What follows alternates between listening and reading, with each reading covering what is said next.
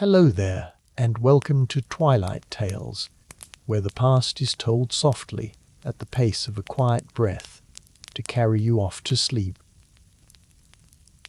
Tonight we are going to sit with a claim that sounds almost like a joke the first time you hear it. That a poor farmer 700 years ago, with mud on his boots and smoke in his roof, may have had more rest built into his year than you have in yours. Not an easier life. His was hard, and we will not pretend otherwise tonight. But more days that belonged to no one but him. We will wander through the calendar of the church, which could hand a whole village something close to a third of the year as holy days, feast after feast when the fields were meant to lie still. We will follow the poorest people out into the emptied fields after the harvest to gather the fallen grain that was theirs to keep by an old and defended right. We will sit down to the long midday dinner and the slow afternoon rest that came after it in the summer heat. And we will weigh one careful old estimate that an English working man back then may have laboured around 1,620 hours in a year against something nearer 1,949 hours for a worker in our own time. We will hold that number gently because no one can truly be sure of it. The shape of it is the quiet puzzle we get to wander through together for the next few hours until your eyes grow heavy and the puzzle stops mattering at all. So before we begin, let me ask you the thing I always like to ask. Where are you listening from tonight? Are you somewhere with a window, where the dark has already settled in and the street outside has gone quiet? Are you in a city where the light never fully leaves and the hum of it comes up faintly through the walls? Or are you somewhere far out in a house with fields around it, where the night is truly black and truly still, the way a medieval night would have been? Wherever you are, I want you to picture the person listening to this same voice on the other side of the world, in a different bed, under a different sky, drifting off at the very same moment as you.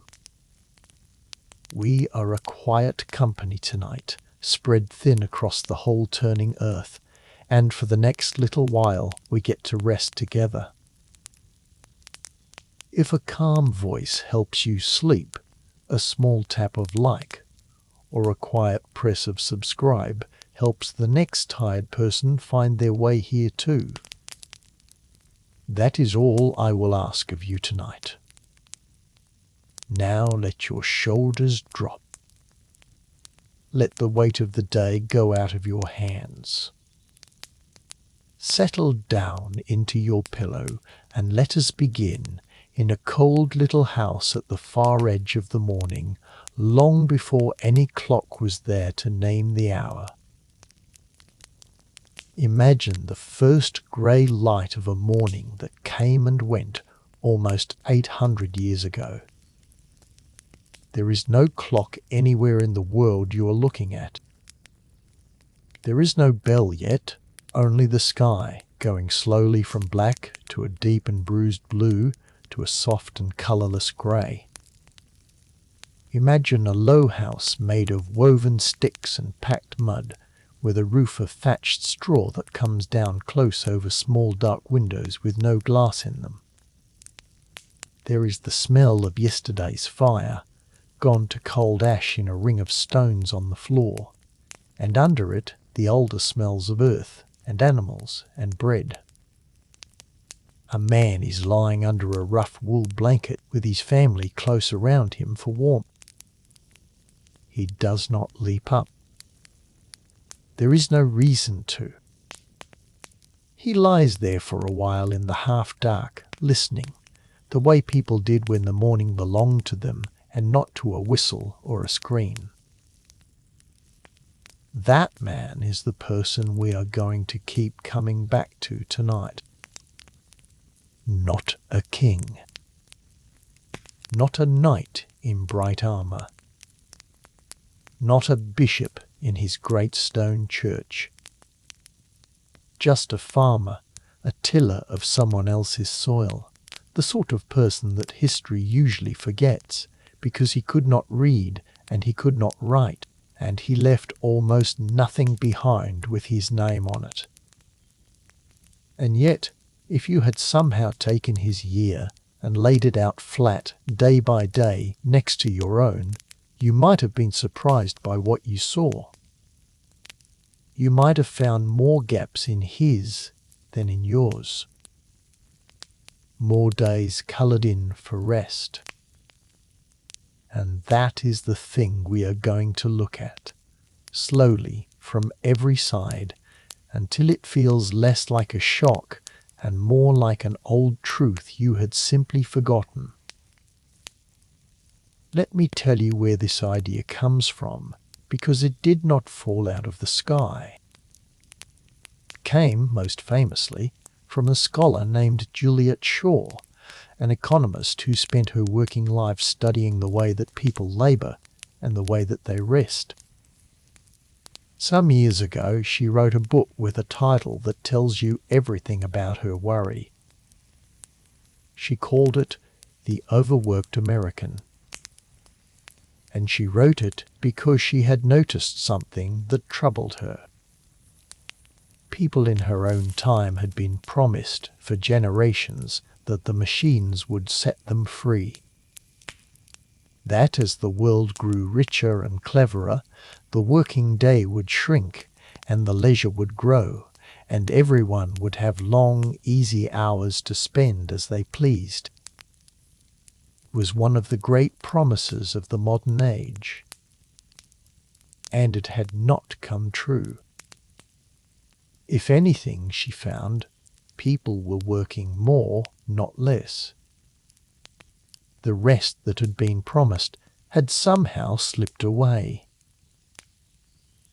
So she went looking backward to see whether things had always been this way, or whether there had ever been a time when ordinary working people rested more than they did now. And what she found, deep in the work of other historians, was that strange upside-down idea we started with. She estimated, and I want you to hear that word gently, that this was an estimate and not a stone tablet. She estimated that an adult working man in England, back in the 13th century, laboured somewhere around 1,620 hours in a whole year. And she set that next to a figure for a working American in her own day, around the year 1987, of roughly 1,949 hours in a year. Sit with those two numbers for a moment in the soft way we do everything tonight. 1,620 hours then. 1,949 hours now. The distant farmer, with his mud and his hunger and his short, hard life, worked, if the estimate holds, something like 300 hours less in his year than the modern worker in his. That is the better part of 2 months of 8-hour days. 2 whole months. Poured somehow into rest, into feasting, into idleness, into the long, slow winter, into all the days the church had marked as belonging to God and therefore not to work. Now, I promised you honesty tonight, and I will keep that promise all the way through. So let me say clearly that not every historian agrees with those exact numbers. Juliet Shaw herself never pretended they were precise. You cannot walk into a 13th century village and read a payslip. There were no payslips.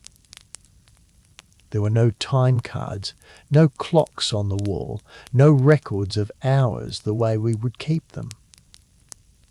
The numbers she used were built up, carefully, from other historians who had studied old estate records and the customary rules of the manor, and then reasoned outward from there.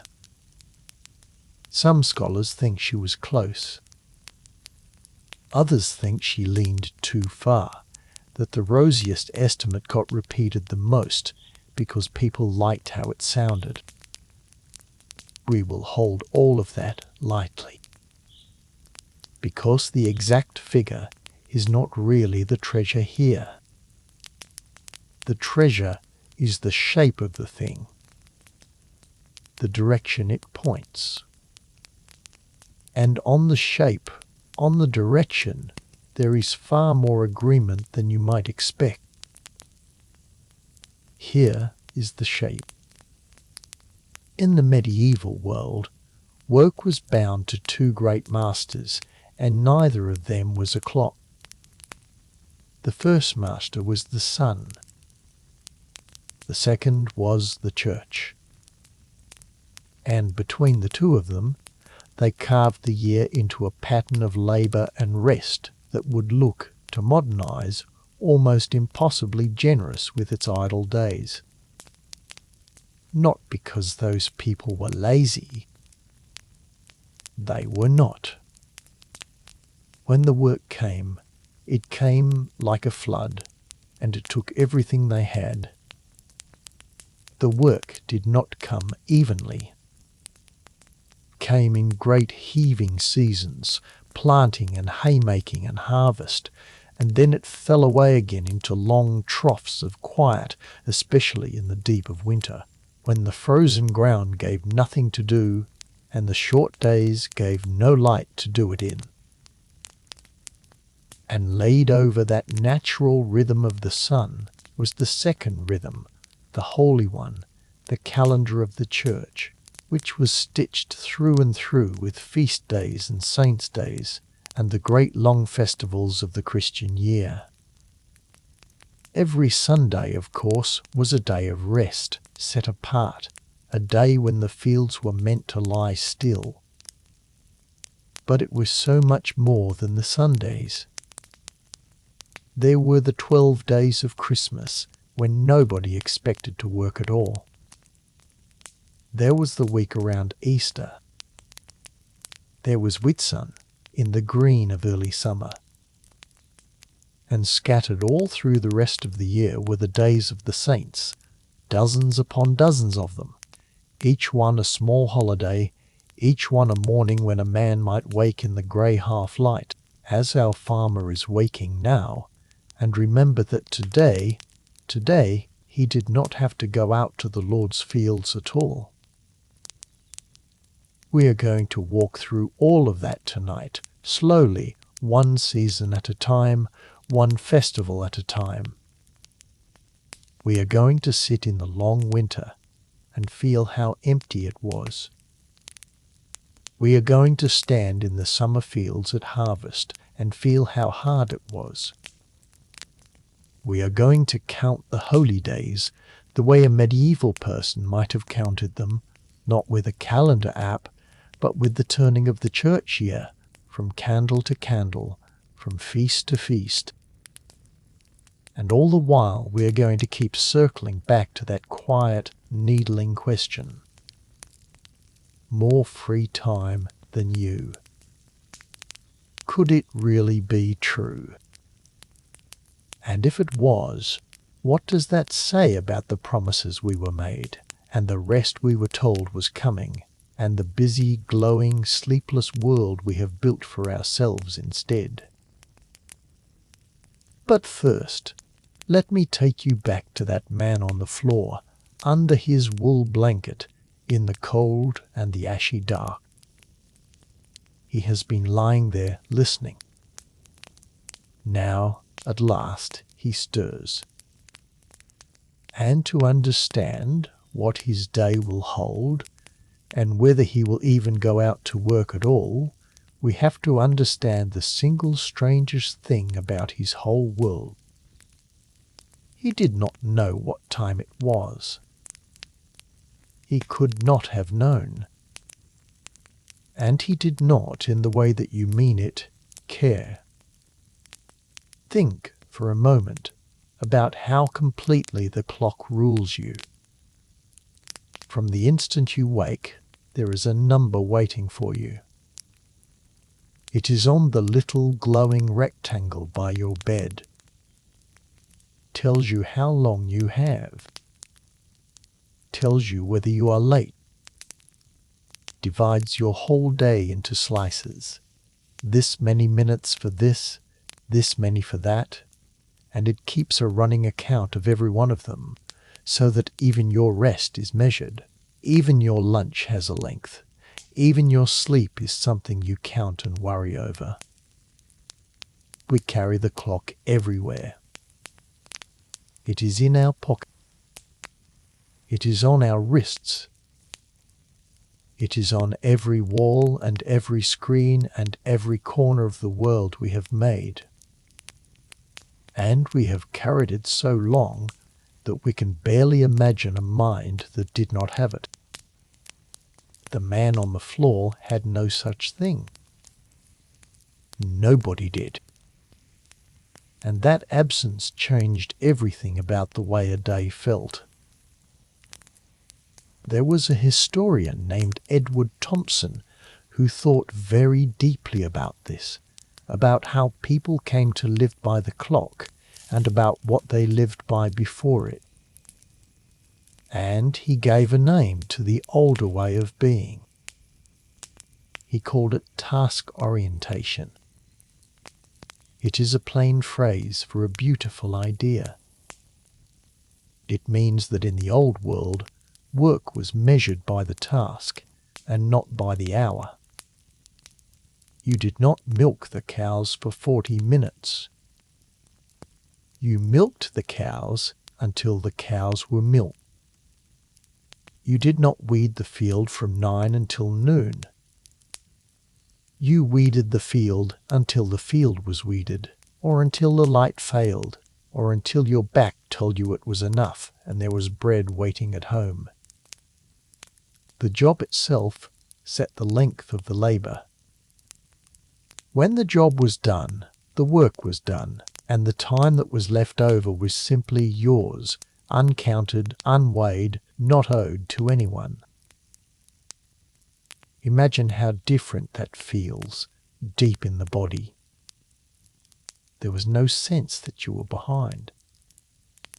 There was no clock ticking against you, no red number telling you that you had fallen short of some pace set by someone you had never met.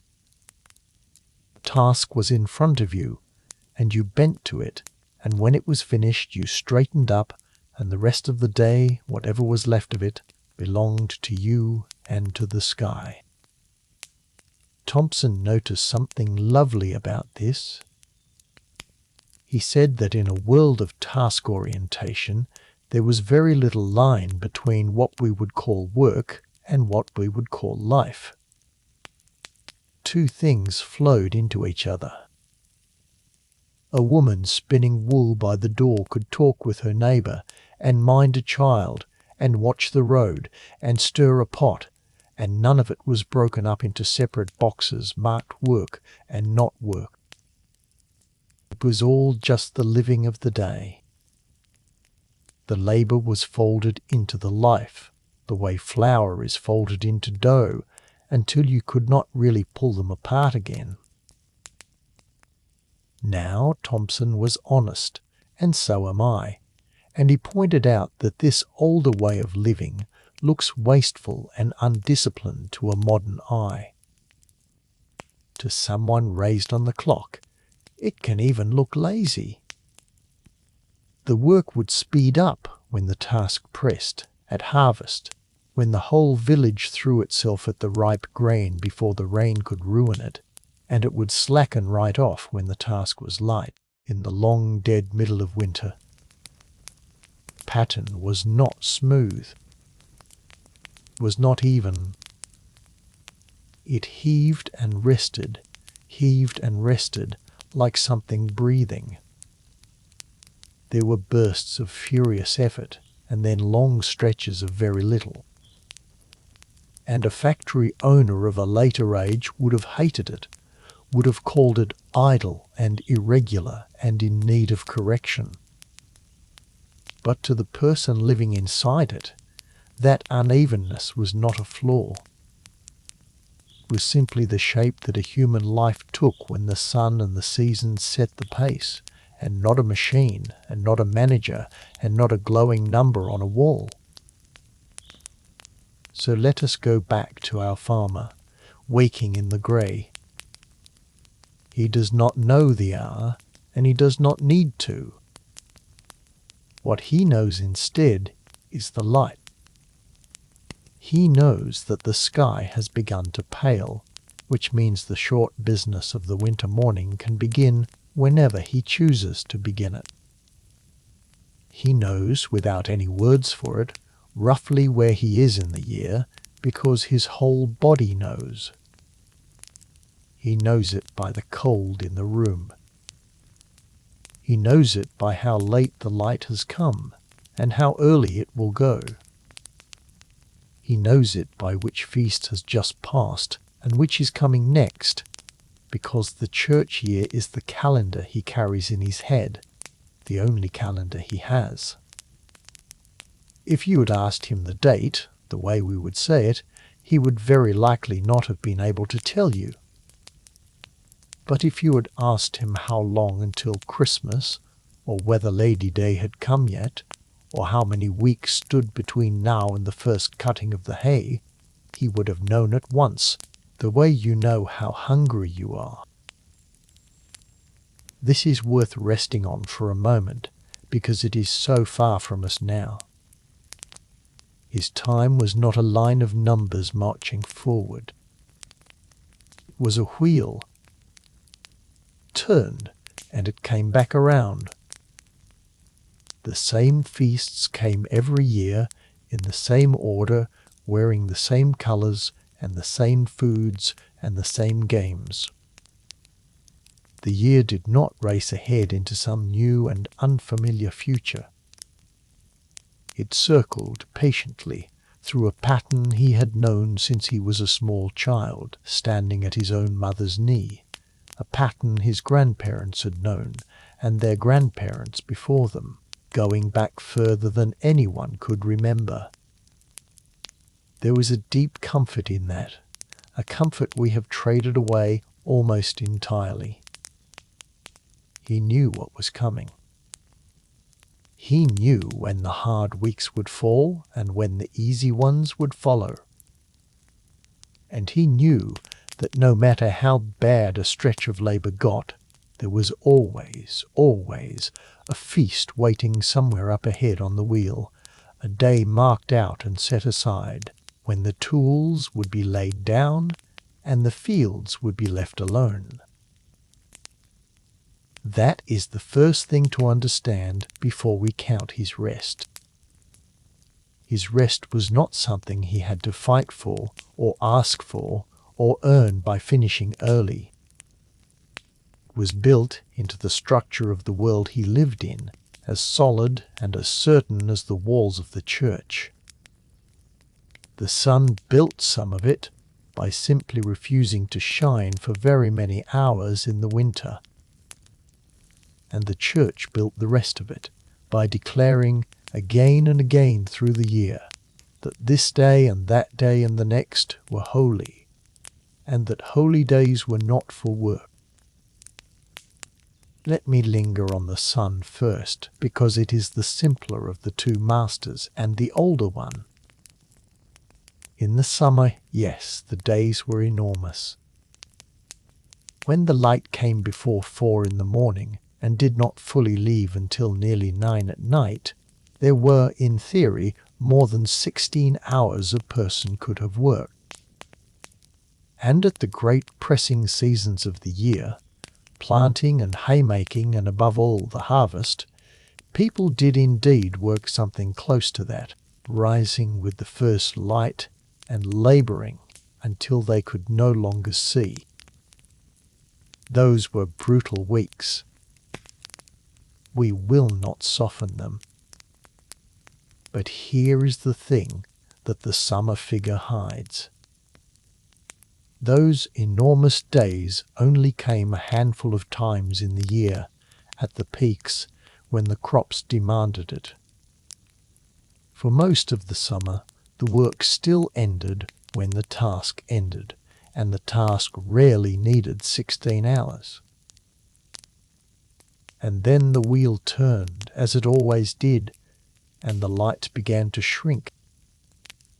And the winter, oh, the winter was another thing entirely. Picture the same little house, the same man, but now in the deep of the cold months in December or January. Now the sun does not clear the horizon until well after what we would call 7 in the morning, and it is gone again, low and red and cold, by the middle of the afternoon. There are, on the shortest days of the year, only about 8 hours of any real light at all. And there is very little to do with it. The ground is frozen or waterlogged. Nothing is growing. Nothing needs planting or cutting or gathering.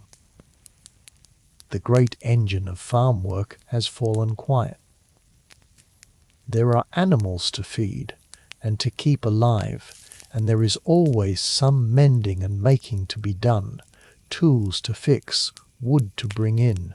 The sheer volume of labour has collapsed to a fraction of what the summer demanded.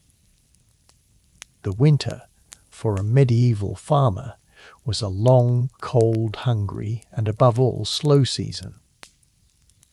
And that slowness was not a holiday exactly, but it was rest of a kind. It was time that the year simply handed him, because the sun had gone away and taken the work with it.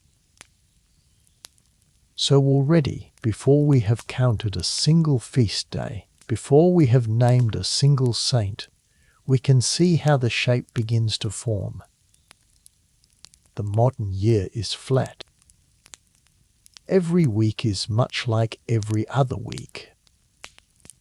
The same 5 days of work, the same commute, the same hours.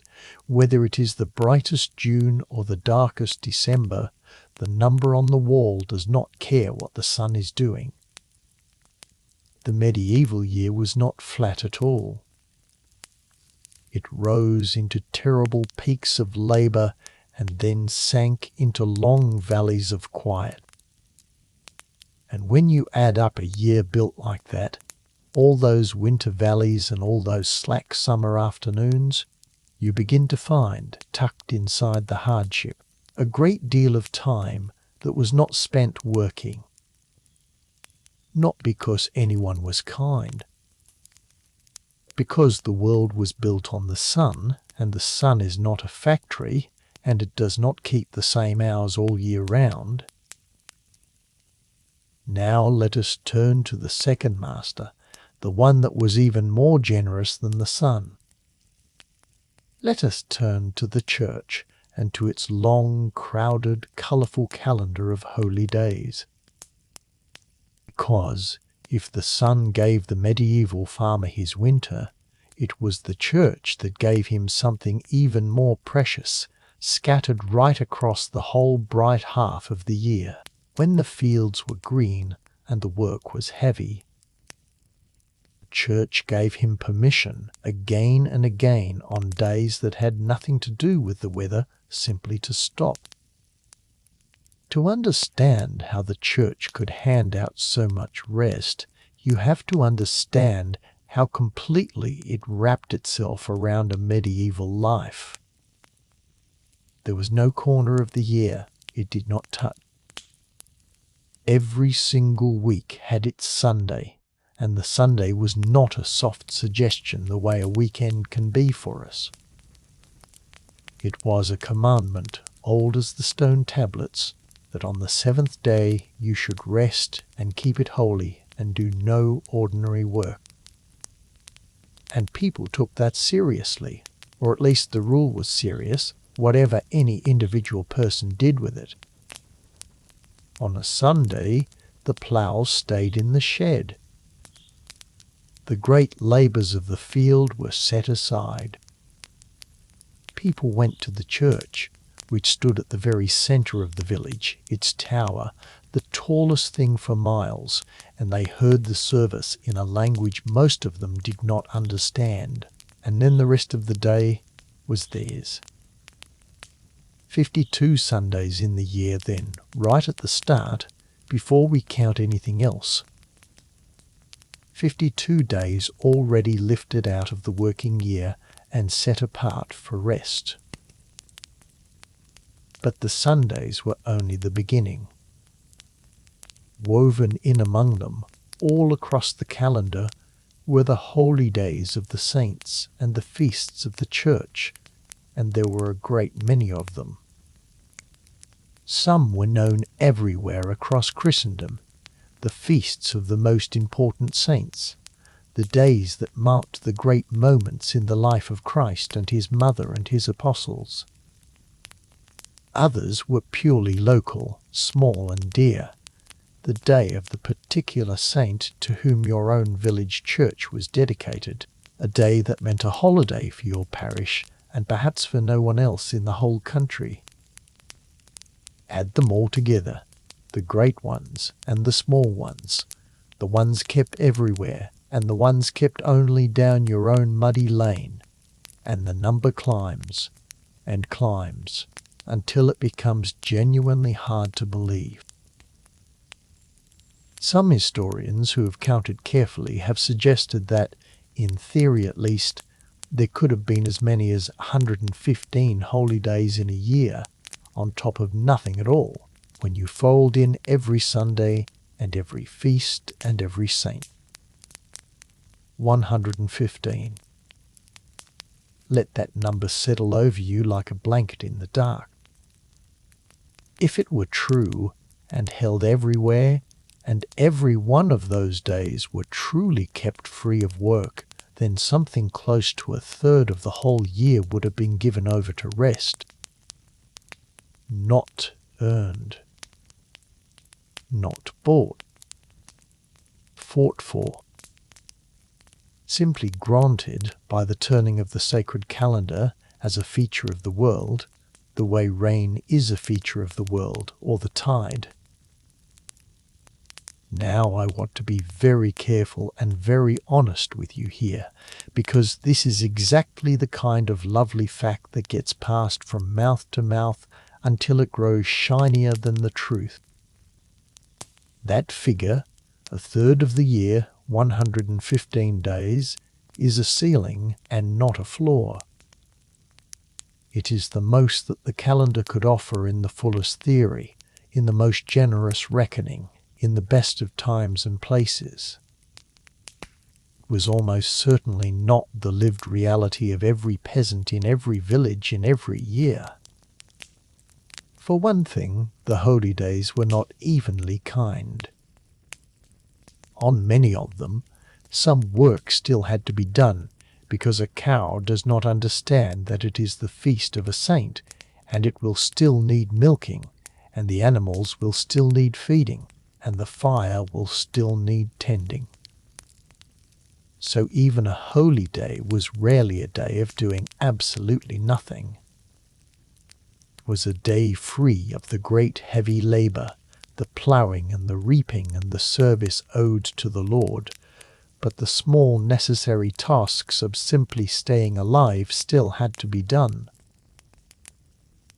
And there is something more, something that pulls the shining number back down toward the earth, and I think it is one of the most telling facts in this whole story. The holidays were not always given freely. Sometimes they had to be defended. There are records, real records that survive to this day, of villagers taking their own lord to court because he had tried to cheat them of their holy days. There were lords who allowed their people only 2 or 3 days for Christmas, when custom said they should have the whole 12, and who trimmed the other holidays through the year to squeeze more work out of their tenants. And the tenants pushed back. They knew their rights, the old customary rights of the manor, and they went to the manor court and they argued for them. Think about what that tells us. Tells us that the rest was real enough and valued enough and expected enough that people would fight to keep it. But it also tells us that it was never simply a gift that fell like sunshine on everyone equally.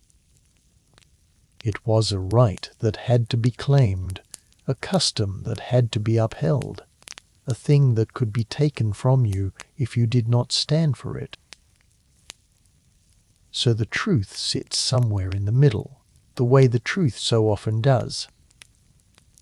Not 115 easy days for everyone, but not a grinding year with no rest in it either. Somewhere in between. A year with a great deal of rest folded into it, more than we would expect, more perhaps than we ourselves are given now, but rest that was uneven and contested and shadowed always by the hardness of the life around it. Hold that balance in your mind gently as we go on. The rest was real. The rest was also fought for. Both of those things are true at once, and neither one cancels the other. Let me give you a feel for how these holy days actually fell across the year, so that it stops being a number and starts being a life.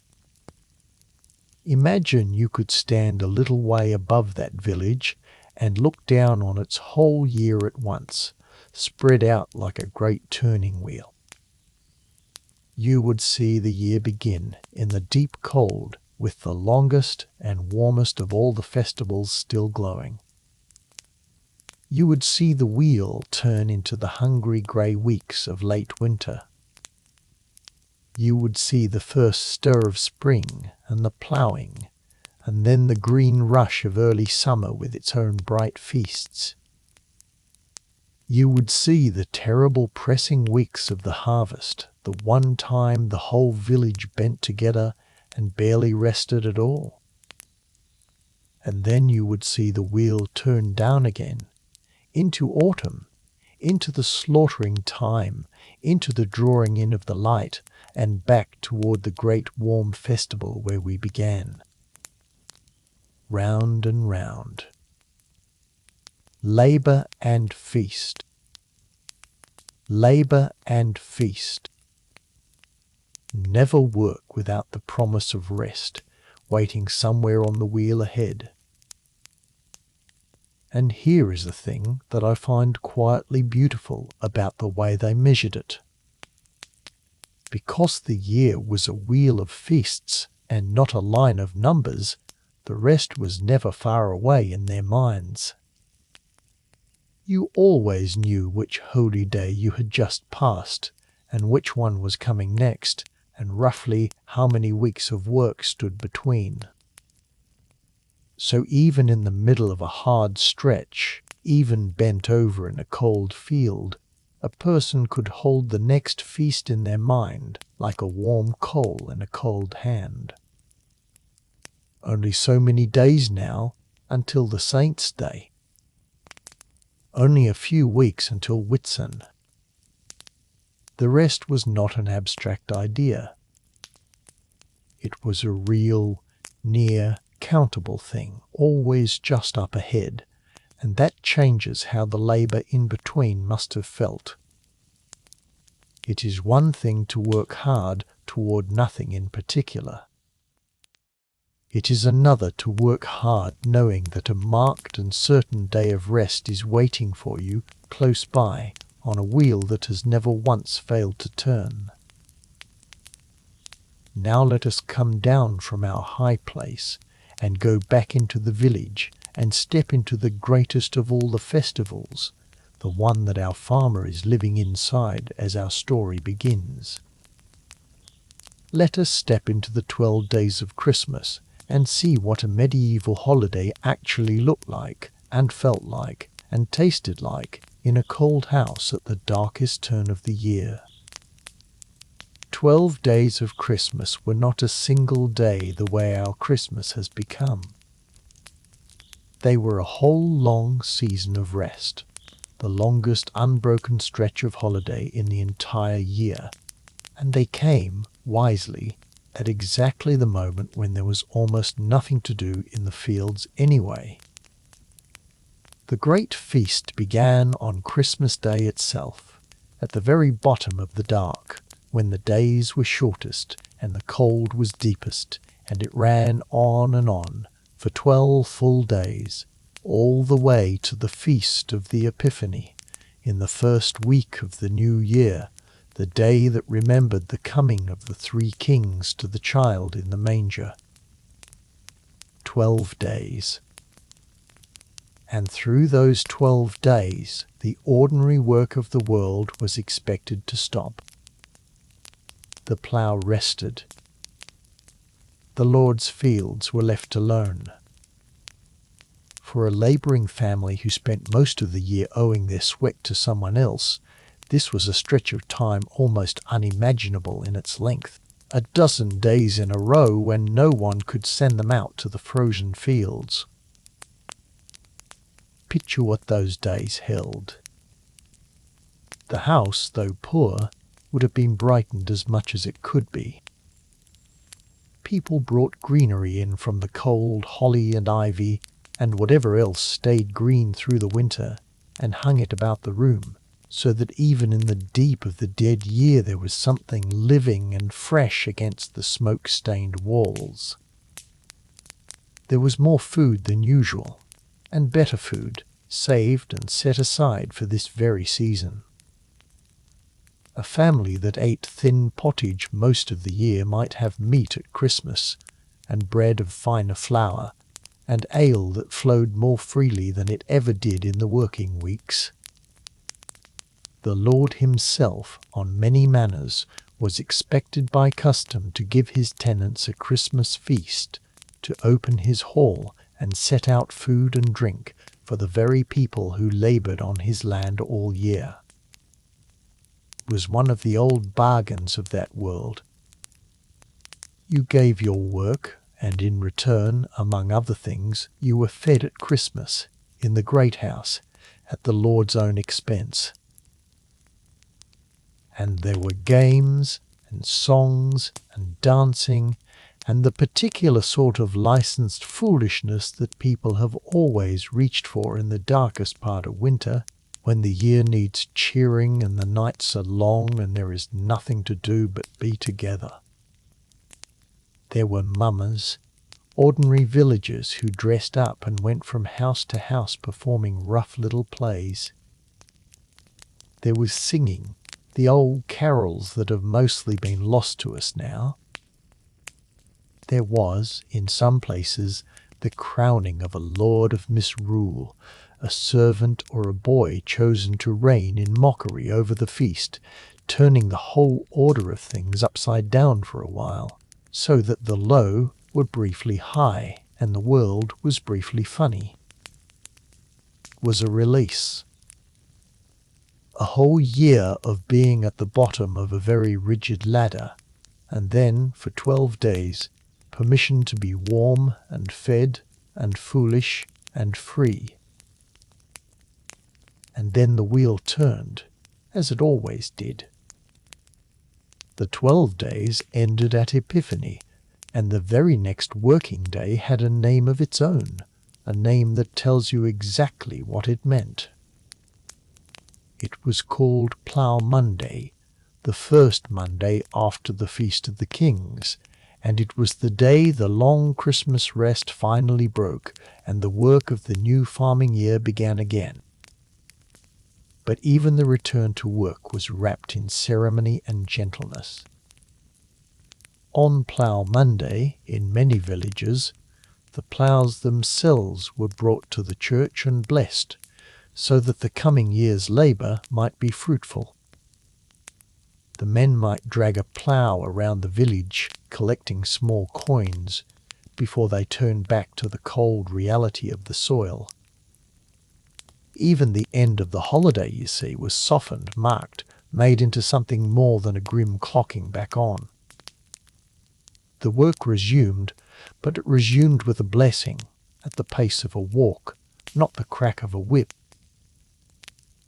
From Plough Monday, the year climbed back into labour, through the late cold weeks of what we would call January and February, the leanest and hungriest time of all, when the food stored up in autumn was running low and the new growth had not yet come.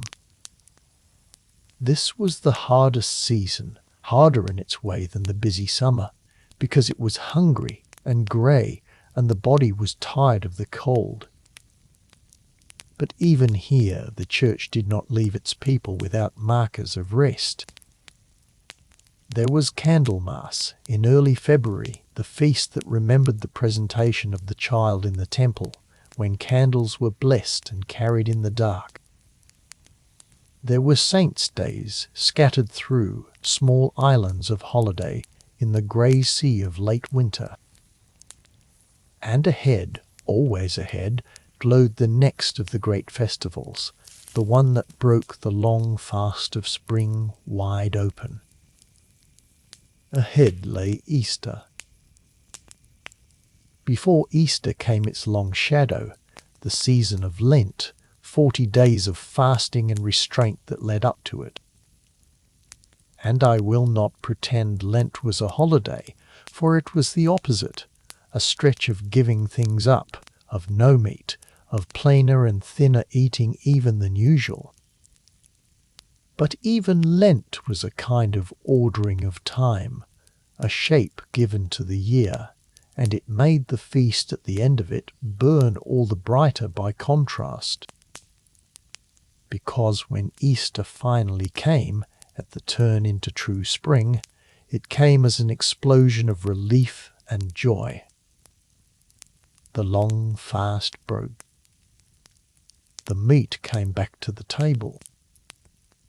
And Easter, like Christmas, was not one day but a whole Holy Week, one of only 3 great vacation weeks that the farming year allowed, when the villager was released from his service on the Lord's land, and the ordinary heavy work was set aside.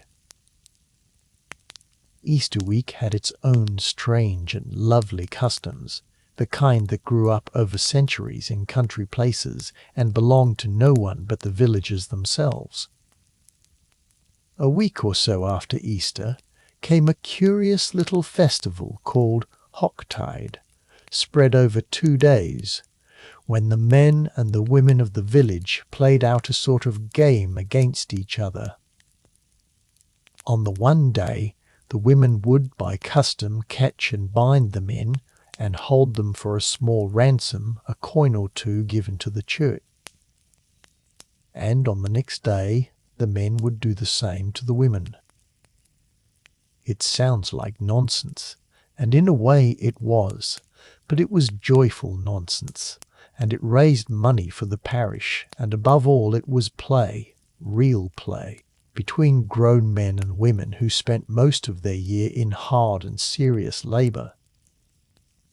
That is the thing to hold on to. These were people who worked with their whole bodies to the edge of exhaustion in the seasons when the work came.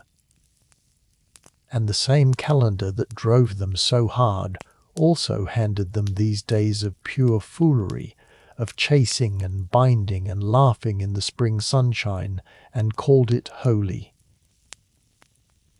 Then the wheel turned on into early summer, into the green and generous weeks when the world was growing and the worst hunger of the year was past.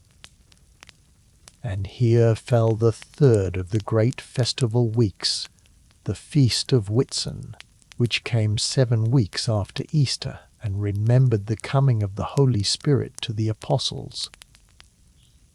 Whitsun fell at a lovely time in the warm, bright weather of what we would call late May or June, and it was celebrated out of doors in the long light with a particular kind of village party that people looked forward to all year.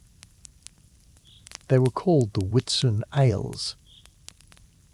A church ale was a village feast held to raise money for the parish church, and the name comes simply from the ale, the beer, that was brewed specially and sold to the gathered crowd. Church wardens, or the young folk of the village, would brew a great quantity of ale, and on the appointed day the whole village would come together in the churchyard or on the green, and there would be drinking and eating and dancing and games and plays, and the money raised would go to keep the roof on the church and the candles lit through the year. The Whitsun Ales were the grandest of these, held in the best weather, and people remembered them and talked about them and looked forward to the next one. There would be Morris dancing, with its bells and its ribbons and its stamping feet. There would be contests and races. There might be a mock king and queen of the feast, crowned for the day. Was, in every sense, a party, a whole village letting go together in the warm early summer, and it was blessed by the church and paid for the church, and was as much a part of the holy year as any solemn service. I want you to sit with that image for a while, because it is so far from the grey and joyless picture we usually carry of the medieval poor. Picture the green and the long light of a summer evening that does not want to end. Trestle tables set out, and ale in wooden cups, and the smell of roasting meat, a rare and wonderful smell for people who ate meat seldom. Picture the dancing, the ribbons, the bells at the ankle, the music of pipe and drum. Picture children running underfoot, and old people sitting in the warmth with their faces turned to the last of the sun.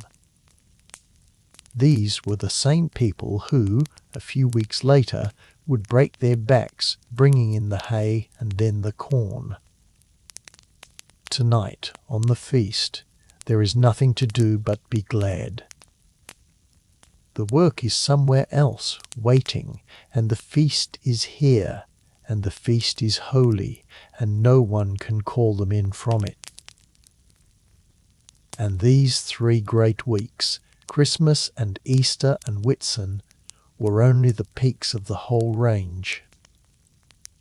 Between them and around them ran the endless smaller saints' days, and this is where the real generosity of the church calendar hid. There was a saint, it sometimes seemed, for nearly every week of the year, and the greater saints brought their own holidays. There was the feast of St. John at midsummer, when bonfires were lit on the shortest night, and people leapt through the flames and stayed up in the warm dark. There was Lammas at the start of August, when the first loaf, baked from the first of the new grain, was brought to the church to be blessed. There was Michaelmas at the end of September, one of the great hinge days of the whole year, when rents came due and servants were hired and the harvest was reckoned up. There was All Hallows at the start of November, and the Days of the Dead that followed it, when people remembered those they had lost. There was Martinmas in the middle of November, the time when the animals that could not be fed through the winter were killed and salted down, a season of blood and hard work, but also of fresh meat and a certain grim plenty. And there was the particular feast of your own village's own saint, the patron of your own church, which might fall at any time in the year, and which was, for your parish, one of the biggest days of all. Add it up, and you begin to see how the theoretical figure of a third of the year, however generous it may be at its very highest, is not really so wild after all. 52 Sundays, 12 days at Christmas, a week at Easter, a week at Whitsun, and then a saint's day here, and a saint's day there, and a local feast, and a bonfire night, and a blessing of the loaves, scattered thickly all across the calendar until the year is speckled with rest, the way a spring meadow is speckled with flowers. Not every one of those days was completely free of every task. Every one of them was a day when the great labour, the ploughing and the reaping and the service owed to the Lord, was meant to stand still. And there were so very many of them. Now let us turn from the feasts to the work itself, because to understand the rest you have to understand what the labour was like in between, and here again there is a surprise waiting for us. Even on an ordinary working day, in an ordinary week, the medieval farmer did not toil the way we imagine.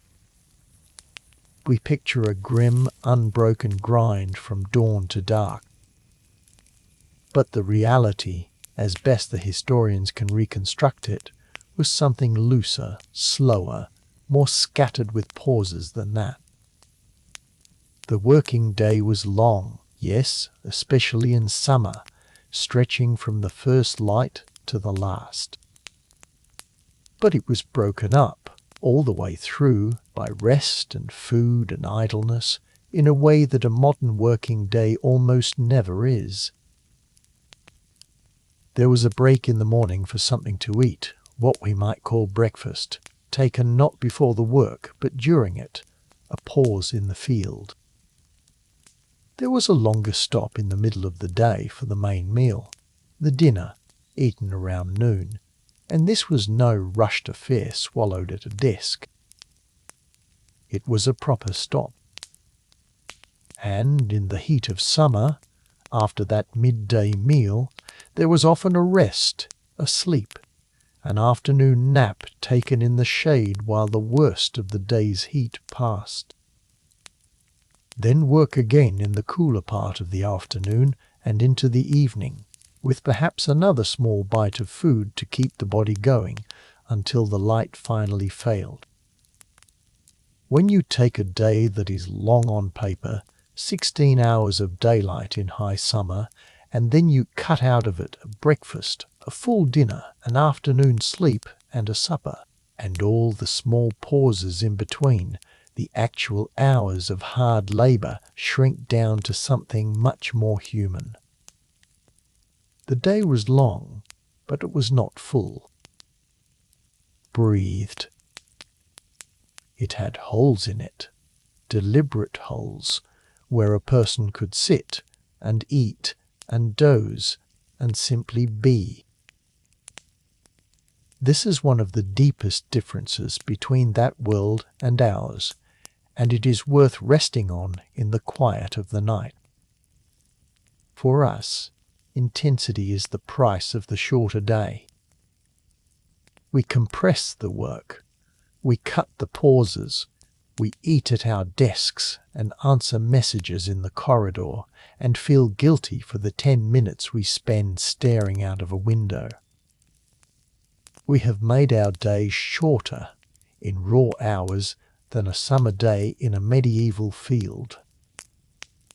But we have made them denser, tighter, more relentless, with the clock counting every minute and a nagging sense that any pause is a theft from someone. The medieval farmer had the opposite arrangement. His day was long, but it was loose. He had many hours, but he did not have to pour himself into every one of them. He could stop, and no red number would scold him. He could sleep in the afternoon shade, and it was not laziness, it was simply how the day was shaped. And when the great pressing seasons were not upon the village, when it was not planting and not haymaking and not harvest, the ordinary work was lighter still. There were the animals to tend, and the endless small maintenance of a farming life, hedges to mend and ditches to clear and tools to keep in order. There were also long ordinary stretches when the tasks were few and the day was mostly one's own. It is only at the peaks, at the 3 or 4 great convulsions of the farming year, that the labour became truly punishing. And to those peaks, and to the price they demanded, we will come. But first, let me take you into the very heart of the slow season, into the long dark middle of winter, and let you feel just how much empty time the cold months poured into a medieval life. Imagine the deep of winter now. Imagine the shortest days of the year, around the turning of December into January, when the sun barely bothers to climb above the bare trees before it is sliding down again toward the early dark. There is frost on the inside of the walls in the morning.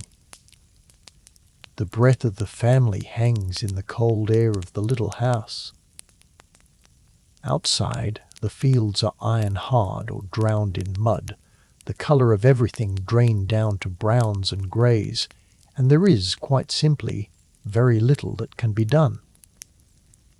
You cannot plough frozen ground.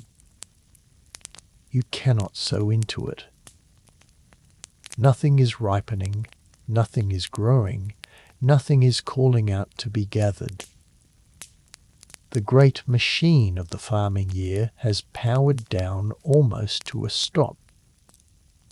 And so the winter, for all its cold and all its hunger, was also the season that gave the medieval poor the most unstructured, unclaimed, ordinary time of the whole year. The animals still had to be cared for, and that was the heart of the winter's work.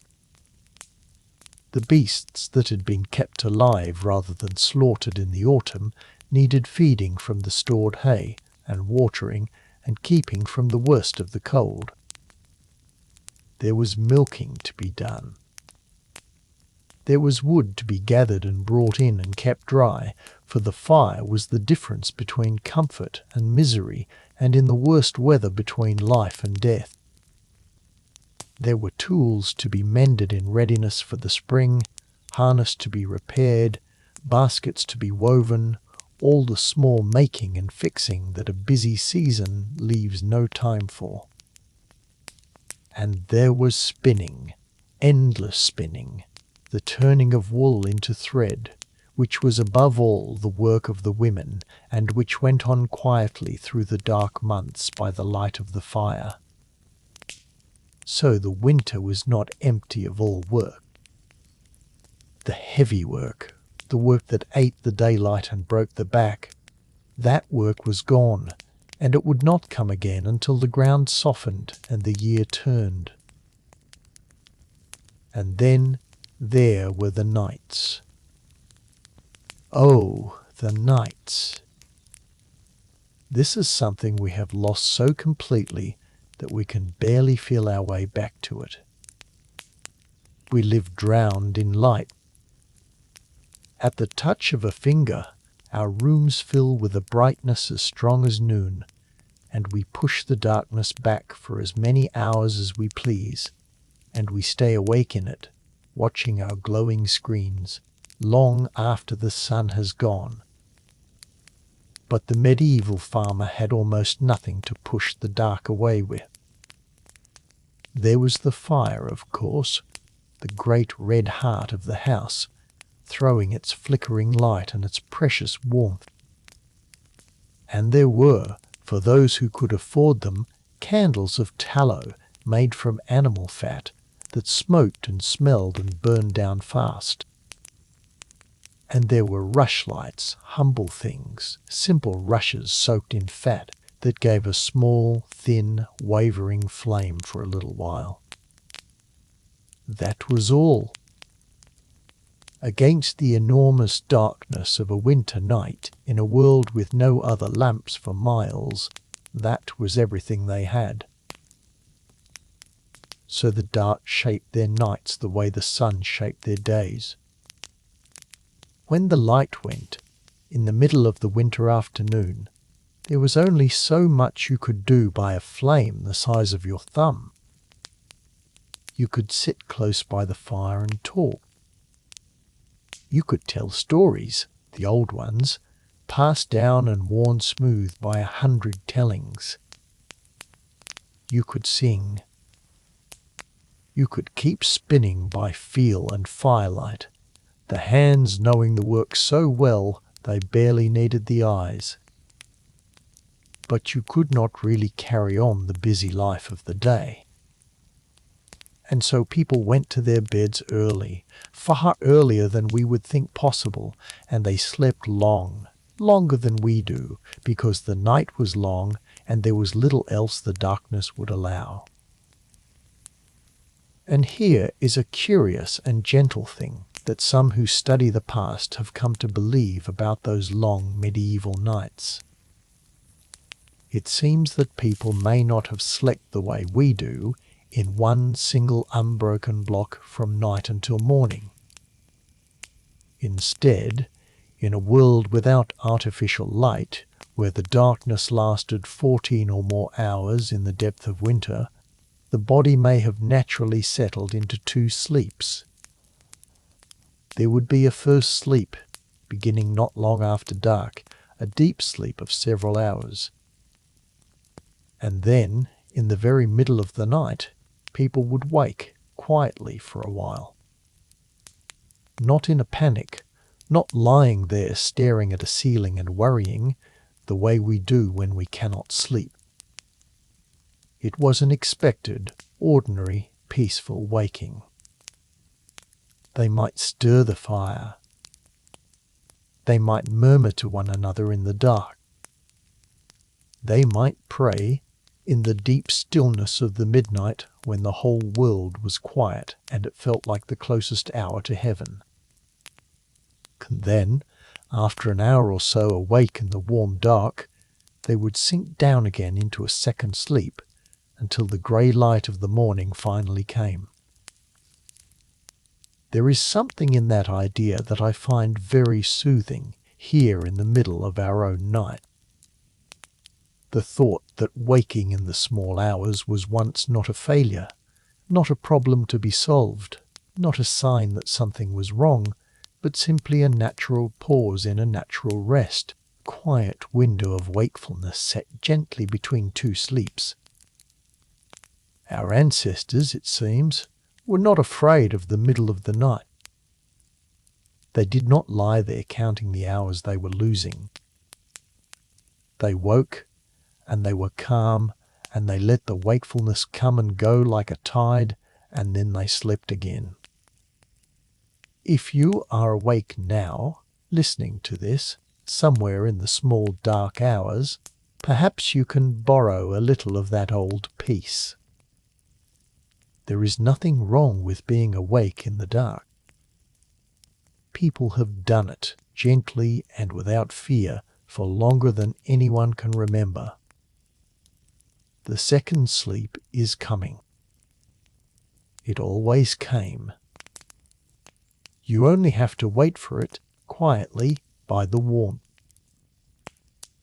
So the winter gave them long nights and long sleeps and short days with little heavy work in them, and the whole slow season became a kind of rest that stretched on for months. Not a happy rest, always, because it was cold and it was hungry and the food from the autumn was running thinner with every week. Rest all the same. Time not owed to the fields. Time not owed to the Lord. Time to sit by the fire and mend and spin and talk and tell the old tales and sleep the long healing sleep of the dark. When Juliet Shaw and the historians she drew on tried to add up the hours of a medieval working year, this is a great part of where the lightness came from. Not only the feast days, bright and scattered through the summer, but also this, the great grey trough of winter, when the sun withdrew its labour and handed the poor, for a few months, the one thing they were otherwise so short of. Yum. And now, having felt the slowness of the winter, we are ready to feel the other side of it, the side that keeps us honest. Because a year is not all winter and feasting. There came seasons when the work returned like a flood, when the whole village rose before the light and laboured until they could not stand, when the rest of the calendar was forgotten in the frantic race to get the harvest in before the weather turned. To understand medieval rest truly, we have to stand in the medieval harvest and sweat in it, and see the price that the slow season was paid for. The harvest was the great test of the year, the season on which everything else depended, and it came in the late summer, in what we would call August and into September, when the grain in the fields had ripened to gold, and the whole survival of the village through the coming winter hung on getting it safely in. Everything that had been slow and loose about the rest of the year vanished in the harvest. Now the work came like a flood, and there was no holding it back, and no putting it off, and no waiting for a more convenient day. The grain was ripe. The weather could turn at any moment. A single bad storm at the wrong time could flatten the field and rot a crop and doom a family to hunger. And so, when the harvest was ready, the whole village threw itself at the work with everything it had, and it did not stop until the work was done. These were the long days, the true 16-hour days, the days that the summer sun made possible and the ripe grain made necessary. People rose before the light and were in the fields as soon as they could see, and they cut, and they gathered, and they bound, and they carried, all through the long hot day, pausing only for the food that kept them upright, until the last light drained out of the western sky. The men swung the sickles and the scythes, cutting the standing corn. The women and the children came behind, gathering the cut stalks and binding them into sheaves, and standing the sheaves up together to dry. It was hot, back-breaking, relentless work, done in the dust and the chaff and the blazing sun, and it went on day after day after day until the fields were bare and the grain was safe in the barns. The Lord knew how much depended on it too, and at harvest the ordinary bargain of the manor tightened. Beyond the regular service a tenant owed, there were extra days of work demanded at the harvest, the days called boon work, when the Lord could call his tenants out to bring in his crop as well as their own. These boon days were owed as part of the ancient custom of the land, the price of holding your little strips of soil. But even here, even in the hardest labour of the year, the old world wrapped its obligations in something more than pure command. For the boon work, the Lord was expected to feed his workers, and feed them well, better than they ate on any ordinary day. There would be bread, and cheese, and meat, and above all, ale, carried out to the harvest field, so that the very hardest days of the year were also, strangely, days of eating and drinking together in the field, of a rough plenty that the rest of the year did not hold. The work was brutal. but even the brutal work was softened, a little, by food and company, and the knowledge that everyone in the whole village was bent to the same task at the same time. I do not want to soften the harvest too much, though, because it was genuinely hard, and it is the honest counterweight to everything gentle we have said about the medieval year. For a few weeks in the late summer, a farming family worked as hard as human beings can work, at the very limit of their strength, in the heat, against the clock of the weather. If you had watched them in those weeks, you would not have thought for one moment that these were people with an easy life. You would have seen exhaustion and sunburn and aching backs and hands blistered raw. This was the peak that paid for the trough. This was the price of the long, slow winter and the scattered summer feasts. The medieval year did not give its rest for free. It took its labour in great heaving convulsions, at planting and at haymaking, and above all at harvest, and in between those convulsions it rested. It was a year of extremes, of flood and drought, of furious work and long stillness, and you cannot honestly praise the stillness without also standing in the flood. And there was the haymaking too, earlier in the summer, another of the great pressing seasons, when the grass in the meadows was cut and dried and gathered to feed the animals through the coming winter. Here was life. Without it, the beasts would starve in the cold months, and a family without its animals was a family in deep trouble. So the haymaking, like the harvest, was a race, a burst of long, hard days when the whole village worked the meadows before the weather could spoil the cut grass. Cut it, turn it, let the sun dry it, gather it, stack it, all against the ever-present threat of rain.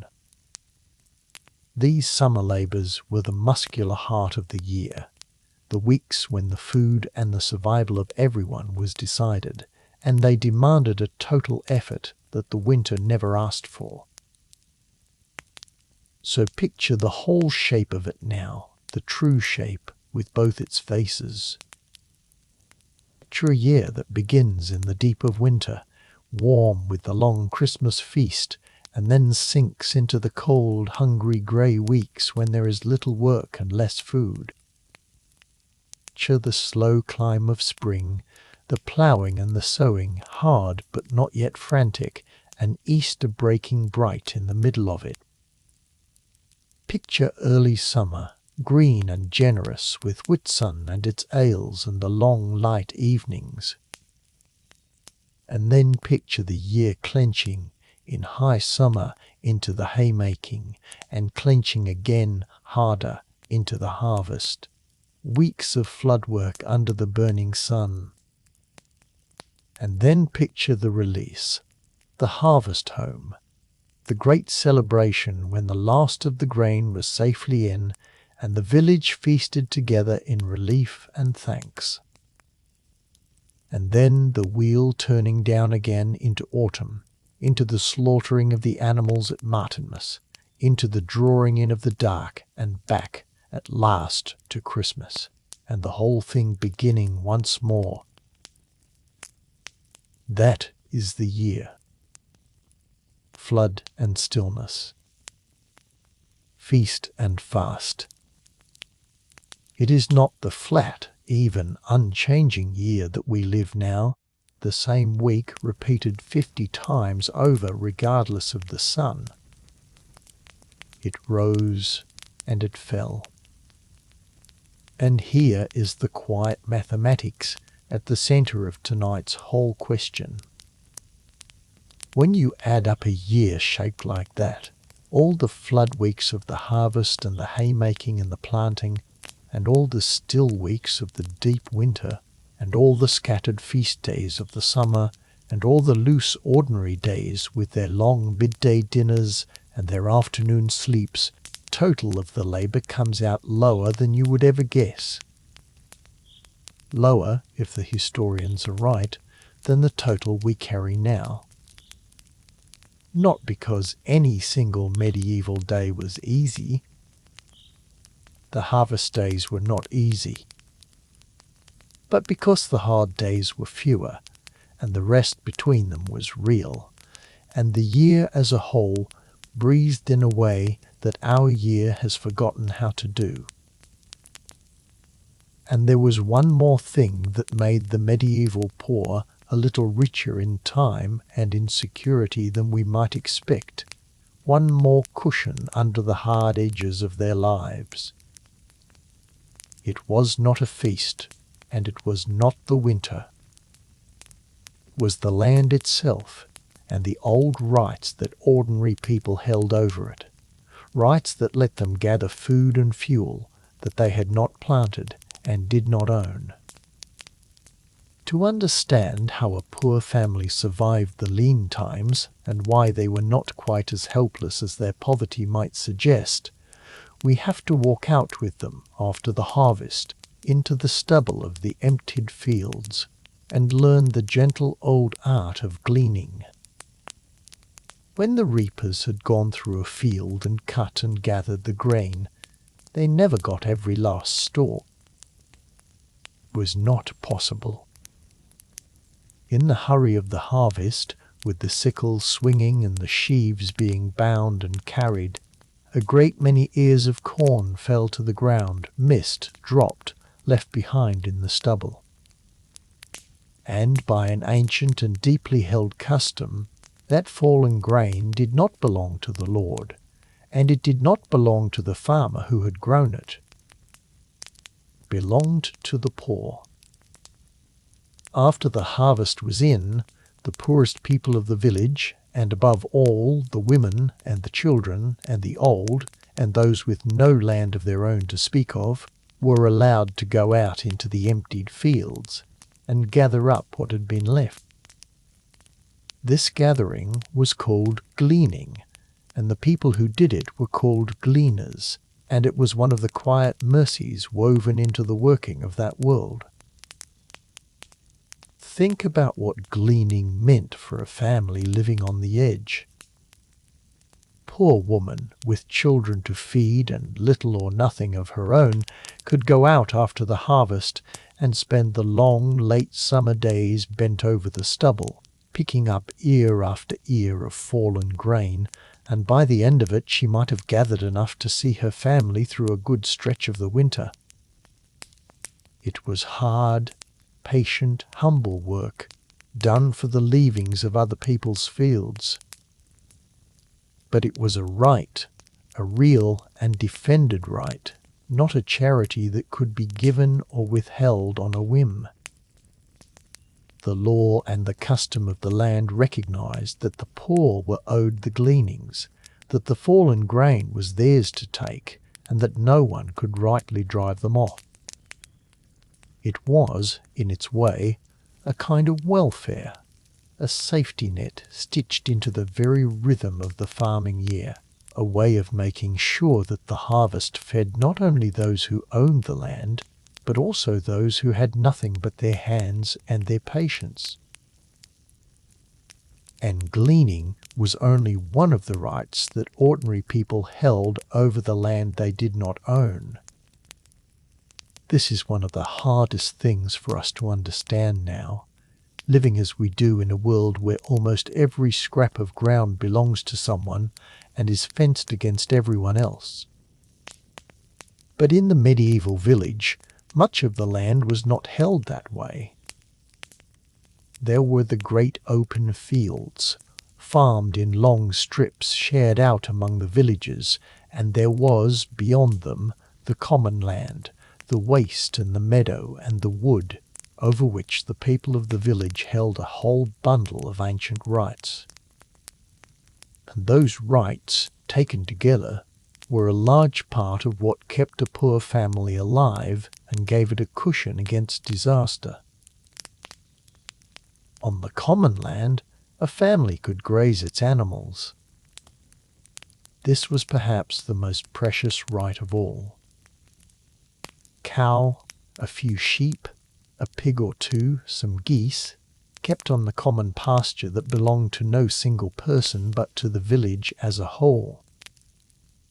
That cow gave milk, and the milk gave cheese and butter, food that a family could make for itself without buying anything. Those sheep gave wool, which the women spun through the winter, and which could be woven into cloth or sold for a little money. The pig, fattened cheaply through the autumn on the acorns and beech mast of the common woods, gave meat and fat to be salted down against the winter. The geese gave eggs and feathers and more meat. None of this required owning much land at all.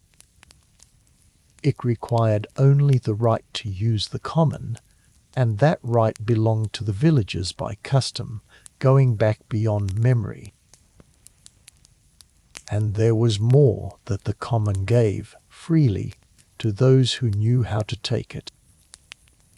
There was the right to gather fallen wood from the commons for the fire, so that a family need not buy its fuel, but could go out into the wood and bring back the dead branches and the fallen timber to keep the hearth alive through the cold. There was the gathering of berries in their season, and nuts in the autumn, and wild herbs and plants for food and for medicine. There was, on the fields, once the harvest was in, the right to turn the animals out onto the stubble to feed on what was left, so that the land which had grown the grain now fed the beasts as well. The common land was a great shared larder and woodpile and pasture, open to all who belonged to the village, and it meant that even a family with almost no money and almost no land of its own could still feed itself and warm itself and clothe itself, in large part from the shared bounty of the ground. This is a thing worth resting on in the quiet of the night, because it is so different from the way we live now, and it changes the whole picture of what medieval poverty meant. We tend to measure wealth in money, and by that measure the medieval poor had almost none, and so we imagine them as utterly destitute. Money was only a small part of how they actually lived.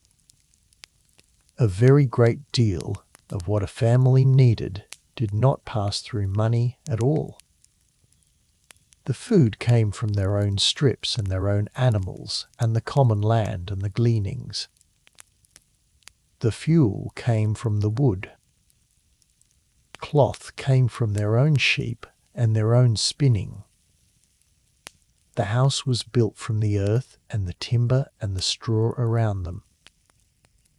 They were poor in coin, desperately poor by our reckoning, and yet they were not as helpless as that poverty sounds, because so much of life was drawn directly from the land and the community rather than bought.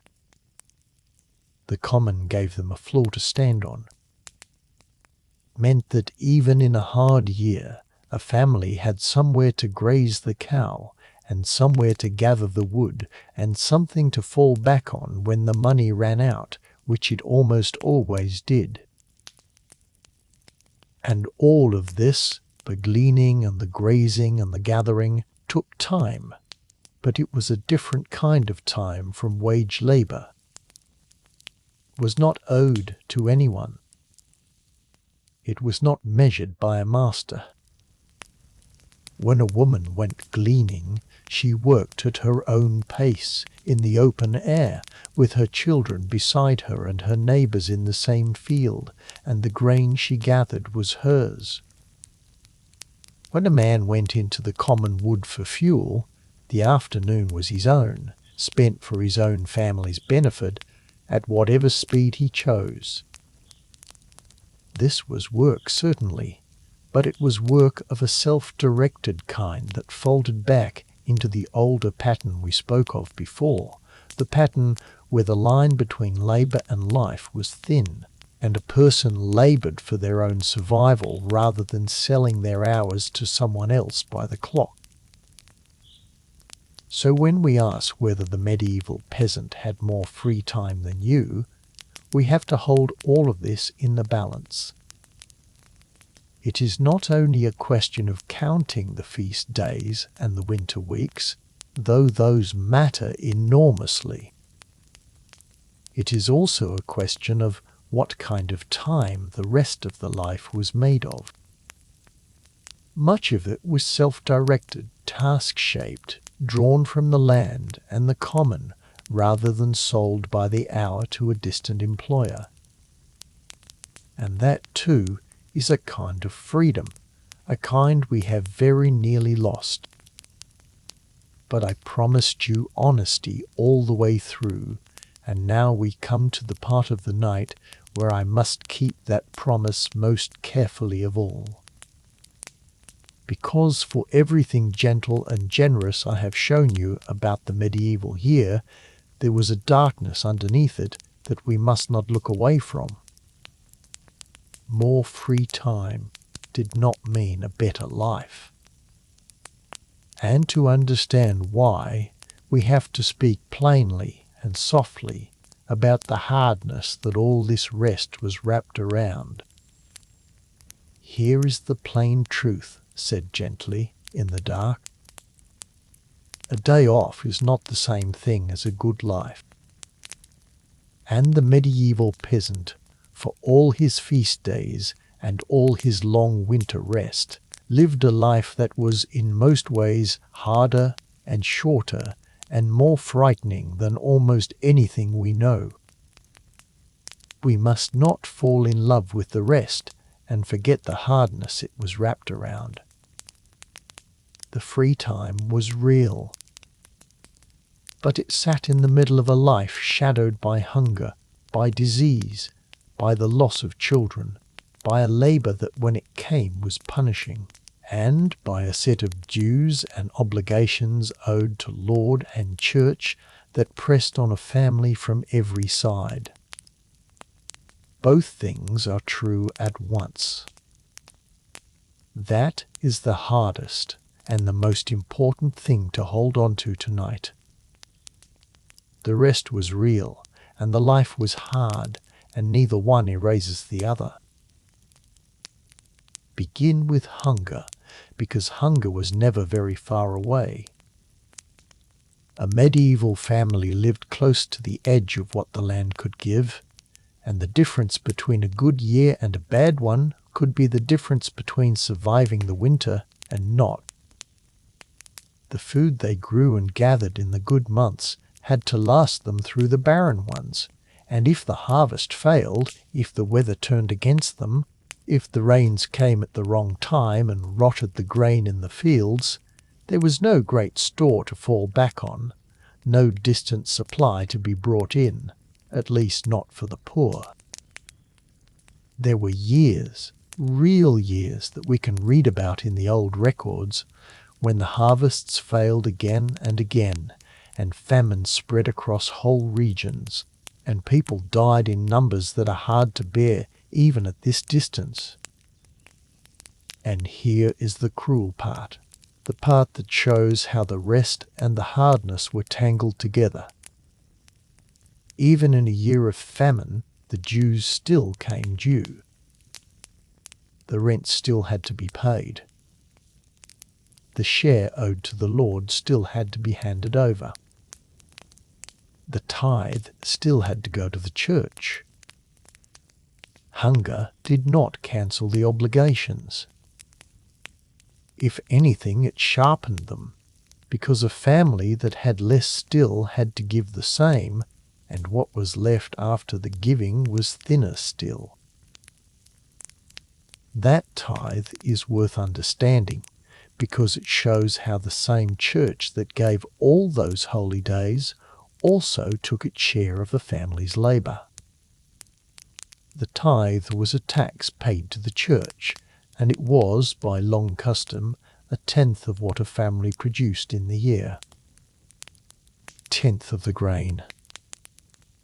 A tenth of the animals born. Tenth of the honey, the wool, the eggs, whatever the land and the labour brought forth. 1 part in every 10 went to the church, whether the year had been fat or lean. So the church stood in a strange double place in a peasant's life. Gave the feast days, the Sundays and the saints' days and the great festival weeks all that scattered generous rest. And it also took its tenth every year without fail, in good times and bad. The rest and the burden came from the very same source. And beyond the church there was the Lord, and the web of obligations owed to him, which was the very frame of a peasant's life. Many of the country folk we have been picturing tonight were not free in the way we understand freedom. They were bound to the land, tied to the manor, unable simply to leave and go elsewhere as they pleased. They held their strips of soil not outright, but in return for service, and that service was heavy. There were the regular days each week owed to labour on the Lord's own land. The demesne, quite apart from the work a family did on its own strips to feed itself. There were the extra boon days demanded at the pressing seasons. There were payments owed at every turn of a life, a payment when a daughter married, a payment when a man died and his son took over the holding, payments and fines and dues for 100 small things. The Lord's mill ground the village's grain and took its share for the grinding. The whole arrangement was built to draw the labour and the produce of the many upward to the few, and a peasant family lived inside that web from birth to death and could not easily escape it. So the free time, real as it was, existed inside a life that was not free. A man might have his feast days and his winter rest, but he could not choose his work, or his place, or his lord, or very much of anything about the shape of his days. His rest was handed to him by the calendar and the seasons, not chosen by him, and his labour was owed to another, not sold by his own free choice. We must be careful, then, not to romance this into some lost paradise of leisure. It was not that.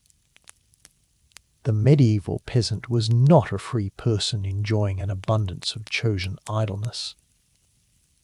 He was a bound person, living a hard life, into which a great deal of rest happened to be built by the sun and the church. The rest was a feature of the system, not a freedom the peasant had won. That is a real and important difference, and honesty demands that we name it. And then there was death, which sat closer to a medieval family than we can easily imagine. This is the hardest thing to speak of, and I will speak of it softly, because it is late, and we are trying to rest. Cannot be left out, or the whole picture becomes a lie. Children died in that world in numbers that would break a modern heart. So many babies did not live to see their first year, and so many small children did not live to grow up, that a mother might bear many children and raise only a few. Disease moved through the villages with nothing to stop it, no medicine that could truly help, no understanding of what caused the sickness or how to hold it. Childbirth itself was dangerous, and took the lives of many women in the very act of bringing new life into the world. And over all of it, in the worst years, hung the shadow of the great plagues, pestilence that swept across the whole of that world and carried off an unthinkable share of the people in a single terrible passage. To live in that world was to live close to loss, to expect it, to have known it in your own house again and again. A person who lived past 40 was already old. Many did not come near it. So when we set the medieval year beside our own and find more rest in theirs, we are not saying that theirs was the better life. We are saying something narrower and stranger and more interesting than that. We are saying that rest and comfort are not the same thing. That a life can hold a great deal of one and very little of the other. The medieval peasant had time, real time, more of it perhaps than we do. But he did not have safety. He did not have plenty. He did not have the long, healthy life, the full belly every night, the children who almost all survive, the freedom to choose his path that we so often take for granted. We have bought those things over the centuries, and they are worth more than gold, and no honest person would trade them back for a handful of extra feast days. We are richer than he was in nearly every way that keeps a person alive and whole. And yet the one thing we did not buy, the one thing that somehow slipped away in all our getting of safety and plenty, is the very thing he had so much of. Rest. The long, empty afternoon. The month of feast days. The winter that asked almost nothing of you. We grew rich and safe and well-fed and long-lived, and somewhere in all of that we became, as Juliet Shaw worried all those years ago, overworked in a way that even a bound medieval peasant was not. We solved the hunger and the plague and the early death, and those were the right things to solve, and I would not undo a single one of them. But we did not, it turns out, get the rest that the machines were supposed to bring us. That we lost. And that is the quiet ache at the very center of tonight's whole strange question. Let us turn now to a question that I find one of the most soothing of all, a question that could carry you off to sleep all on its own if you let it. How do we even know any of this? How can anyone, standing here so many centuries later, say anything at all about the working hours of a man who could not write, who left no diary, who owned almost nothing, whose name, if it was written down anywhere at all, was set into some dusty record he himself never read? These were people history was not built to remember. And yet we do know things about them, real things, and the story of how we know is a quiet and patient one. The story of scholars bent over faded ink, reading the traces that ordinary lives left behind almost by accident. The greatest of those traces, the richest window we have into the daily life of the medieval village, is a kind of record called the manor court roll. To understand it, you have to understand that the manor, the estate that a lord held, and that the peasants worked, was not only a farm. It was also a little unit of law and government, all its own. It had its own court, the manor court, which met regularly, often every few weeks, in the hall of the manor or some other appointed place.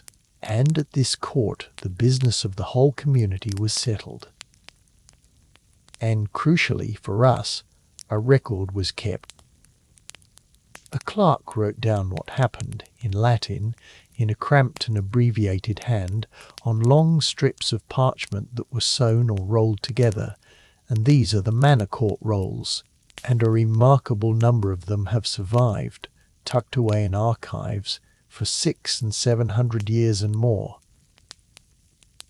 Think of what went on at that court, and therefore what got written down. The manor court oversaw the holding and passing of land, so when a tenant died and his holding passed to his son, it was recorded, with the payment owed for the succession. When a woman married and a payment was due to the lord, it was recorded. Court enforced the bylaws of the village, the shared rules by which everyone farmed the open fields together, and so it recorded the fines laid on those who broke them, the man who let his animals stray into the growing corn, the woman who took more than her share of the common, the neighbour who ploughed a furrow into someone else's strip. Court handled the endless small disputes of village life, one peasant suing another over an unpaid debt, over a broken agreement, over a trespass, over a slander, and all of it was set down, name by name, fine by fine, case by case. And the court recorded the services owed and the failures to perform them, the man who did not turn up for his boon work at the harvest, tenant who owed so many days on the Lord's land and fell short. Do you see what a treasure this is for anyone who wants to know how these people actually live? It is not a chronicle written to praise a king. It is not a saint's life written to inspire the faithful. It is something far more ordinary and far more precious. It is the actual, dry, day-to-day paperwork of a real community, the record of who owed what to whom, who fought with whom, who held which strip of land, who owed how many days of work and on what terms. From these rolls, patiently gathered and read across many hundreds of manors, historians have been able to reconstruct an astonishing amount about the shape of the peasant's obligations, customs of the manor, the rhythm of the labour owed, the holidays claimed and defended, the whole quiet machinery of village life. When a scholar tells you how many days of service a tenant owed his lord, or how the holy days were kept, or how a family passed its land down the generations, it is very often the manor court rolls that they are reading. This vast, slow accumulation of ordinary record, ink laid down by forgotten clerks about forgotten lives. And there is something wonderful about the accidental nature of it. Those clerks were not writing for us. They had no idea that 700 years later someone would be reading their notes to reconstruct the leisure hours of the poor. They were just doing their job, keeping the Lord's business in order, recording the fines and the transfers and the disputes, so that the manor could be run. And precisely because they were not trying to tell a grand story, precisely because they were just writing down the small true facts of the day, the record they left is honest in a way that a grand story never is. It shows us the village as it actually was, argument and all, debt and all, missed workday and all. History usually remembers the great and the powerful because they had the means to make sure they were remembered. The manor court rolls, humble and dry and endless, remember the small, and that is why they are so beloved by the historians who study these things. But I must be honest about the rolls too, because they have a shadow, and the historians who use them know it well. The manor court roll shows us only what came before the court. It is, as one scholar put it, like looking at the past through a distorted lens. We see the disputes because disputes were what the court handled, and so we might come away thinking the village was more quarrelsome than it really was. We see the failures to perform service because those were fined and recorded, but the ordinary days when everyone simply did their work and nothing went wrong left no trace at all. We see the things that went to law, and we do not see the vast, quiet, ordinary life that never troubled the court, and so was never written down. It is a little like trying to understand a whole town by reading only its police reports and its court cases. You would learn a great deal, but it would be a strange and lopsided great deal, weighted toward trouble and conflict, silent about the peaceful hours that made up most of everyone's life. So the historians read the rolls carefully, and they read against them, and they set them beside other kinds of evidence to fill in what the rolls leave dark. There are the estate records of the great manors, the accounts kept by the officials who ran the Lord's land, which set down what work was done and what it cost and what the estate produced, and from these too, the historians have drawn their picture of the labouring year. There are the surveys and the custumals, the documents that laid out, holding by holding, exactly what each tenant owed, how many days of work, of what kind, at what seasons, with what food provided in return.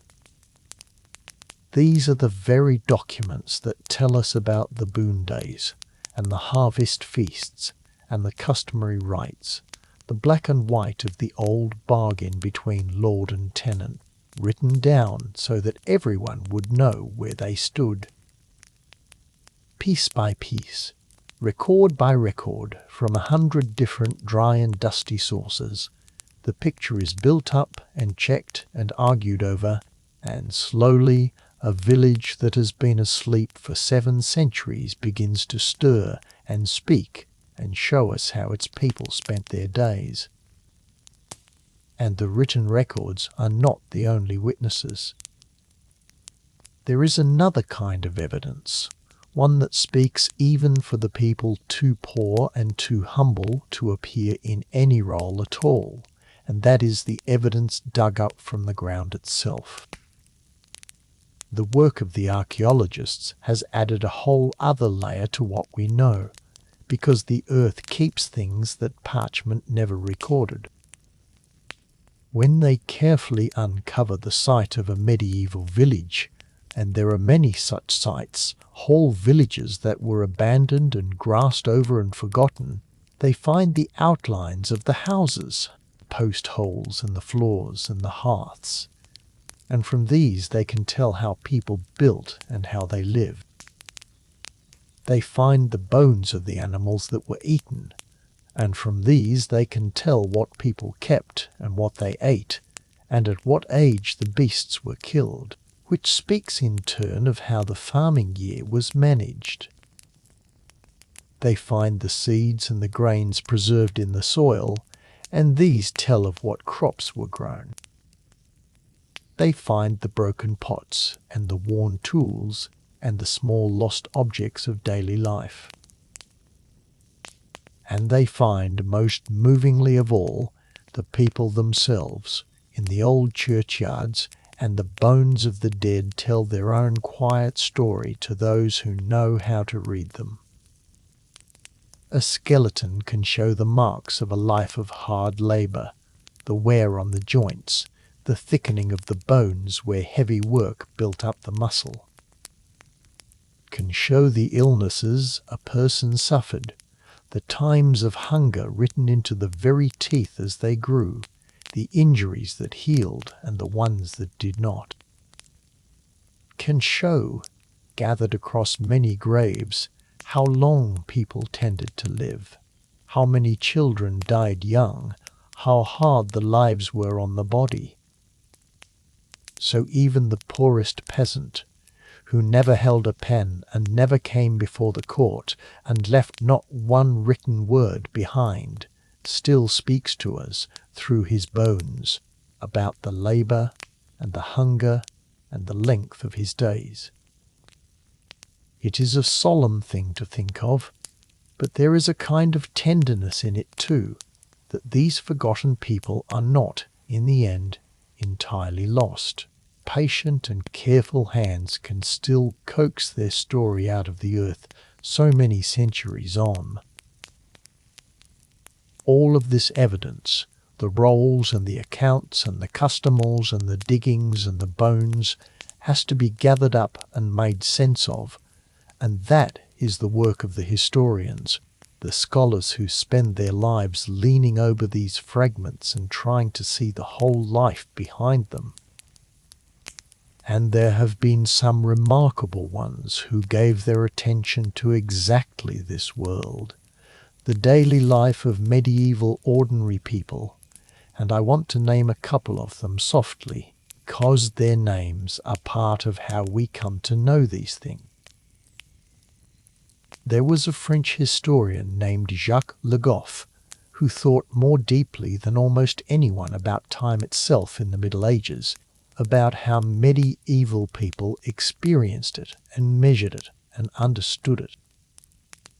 He wrote about the difference between what he called the time of the church and the time of the merchant, and it is a distinction that goes right to the heart of tonight's story. For most of the medieval centuries, he showed, time belonged to the church. It was measured by the ringing of the church bells, by the hours of prayer, by the turning of the holy calendar, by the feasts and the fasts and the saints' days. Time was sacred, given by God, marked by the church, and it was not something to be bought and sold or counted up as money. And then, slowly, with the rise of trade and the merchants and the towns, a new kind of time began to appear, the merchant's time, the time that could be measured in hours and turned into profit, time in which an hour of a man's labour became a thing with a price. Le Goff saw in that shift the very beginning of the world we now live in, the world where time is money, where every hour is counted and weighed and owed. And the medieval peasant, for the most part, still lived in the older time, the church's time, the time of the sacred calendar and the ringing bell, before the hour had a price on it. That is a deep part of why his rest looks so strange to us. He was not yet living in the world of the clock and the wage. He was living in the last long age before time became money. And there was an English historian named Ian Mortimer who did something rather wonderful, which was to try to write about the Middle Ages as though you could actually travel there and walk its streets and smell its smells and meet its people. He tried to bring back the texture of daily life, the ordinary lived feel of it, what you would see and hear and eat and wear if you found yourself set down in a medieval town or village. It is a way of writing history that reaches past the kings and the battles and tries to recover the small human reality, the thing it would actually have been like to be alive then. And that is the same reaching we are doing tonight, in our own slow and drowsy way, trying to feel our way back into a single ordinary life, a farmer waking under his wool blanket in the grey, and to understand how his days and his years were shaped.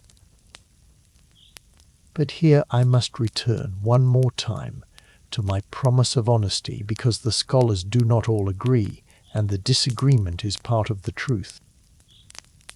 That striking claim we began with, that the medieval peasant worked far fewer hours than the modern worker, that holidays took up a third of the year, that a man might labour only 150 days, has been questioned, and questioned hard, by careful people. Some historians point out that the very rosiest figures came from a particular time and place, the years after the Great Plague, when so many workers had died that those who remained could demand high wages and short years, a moment when labour was scarce and precious, and the working man had, for once, the upper hand. That was not the whole Middle Ages. It was one unusual window within it. And the temptation, over the years, has been to take the sunniest estimate from the sunniest window and quietly let it stand for the entire medieval age, because it makes such a satisfying story, because it flatters our suspicion that something has gone wrong with our own overworked lives. And there is a fair point in that caution, and I want to honour it. The most extreme version of the claim, the one that gets passed around most eagerly, is almost certainly too rosy. Full truth is more tangled, more varied, changing from place to place and century to century, and from a good year to a bad one. In some times and places the peasant surely worked more than the cheerful figures suggest, and his holidays were fewer and more grudging. And yet, when all the caution is taken in, when the rosiest numbers are set aside and the sober scholars have had their say, the core of the thing still stands, and it is genuinely remarkable that it does. Even the careful, sceptical, tempered estimates leave the medieval labouring year with a great deal of built-in rest, with its Sundays and its scattered saints' days, and its long, slow winter, and its 3 great festival weeks.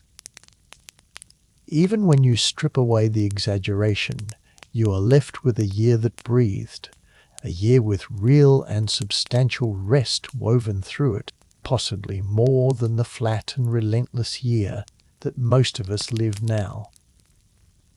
The exact size of the gap is disputed. There is a gap, and that it points the surprising way is not really in doubt.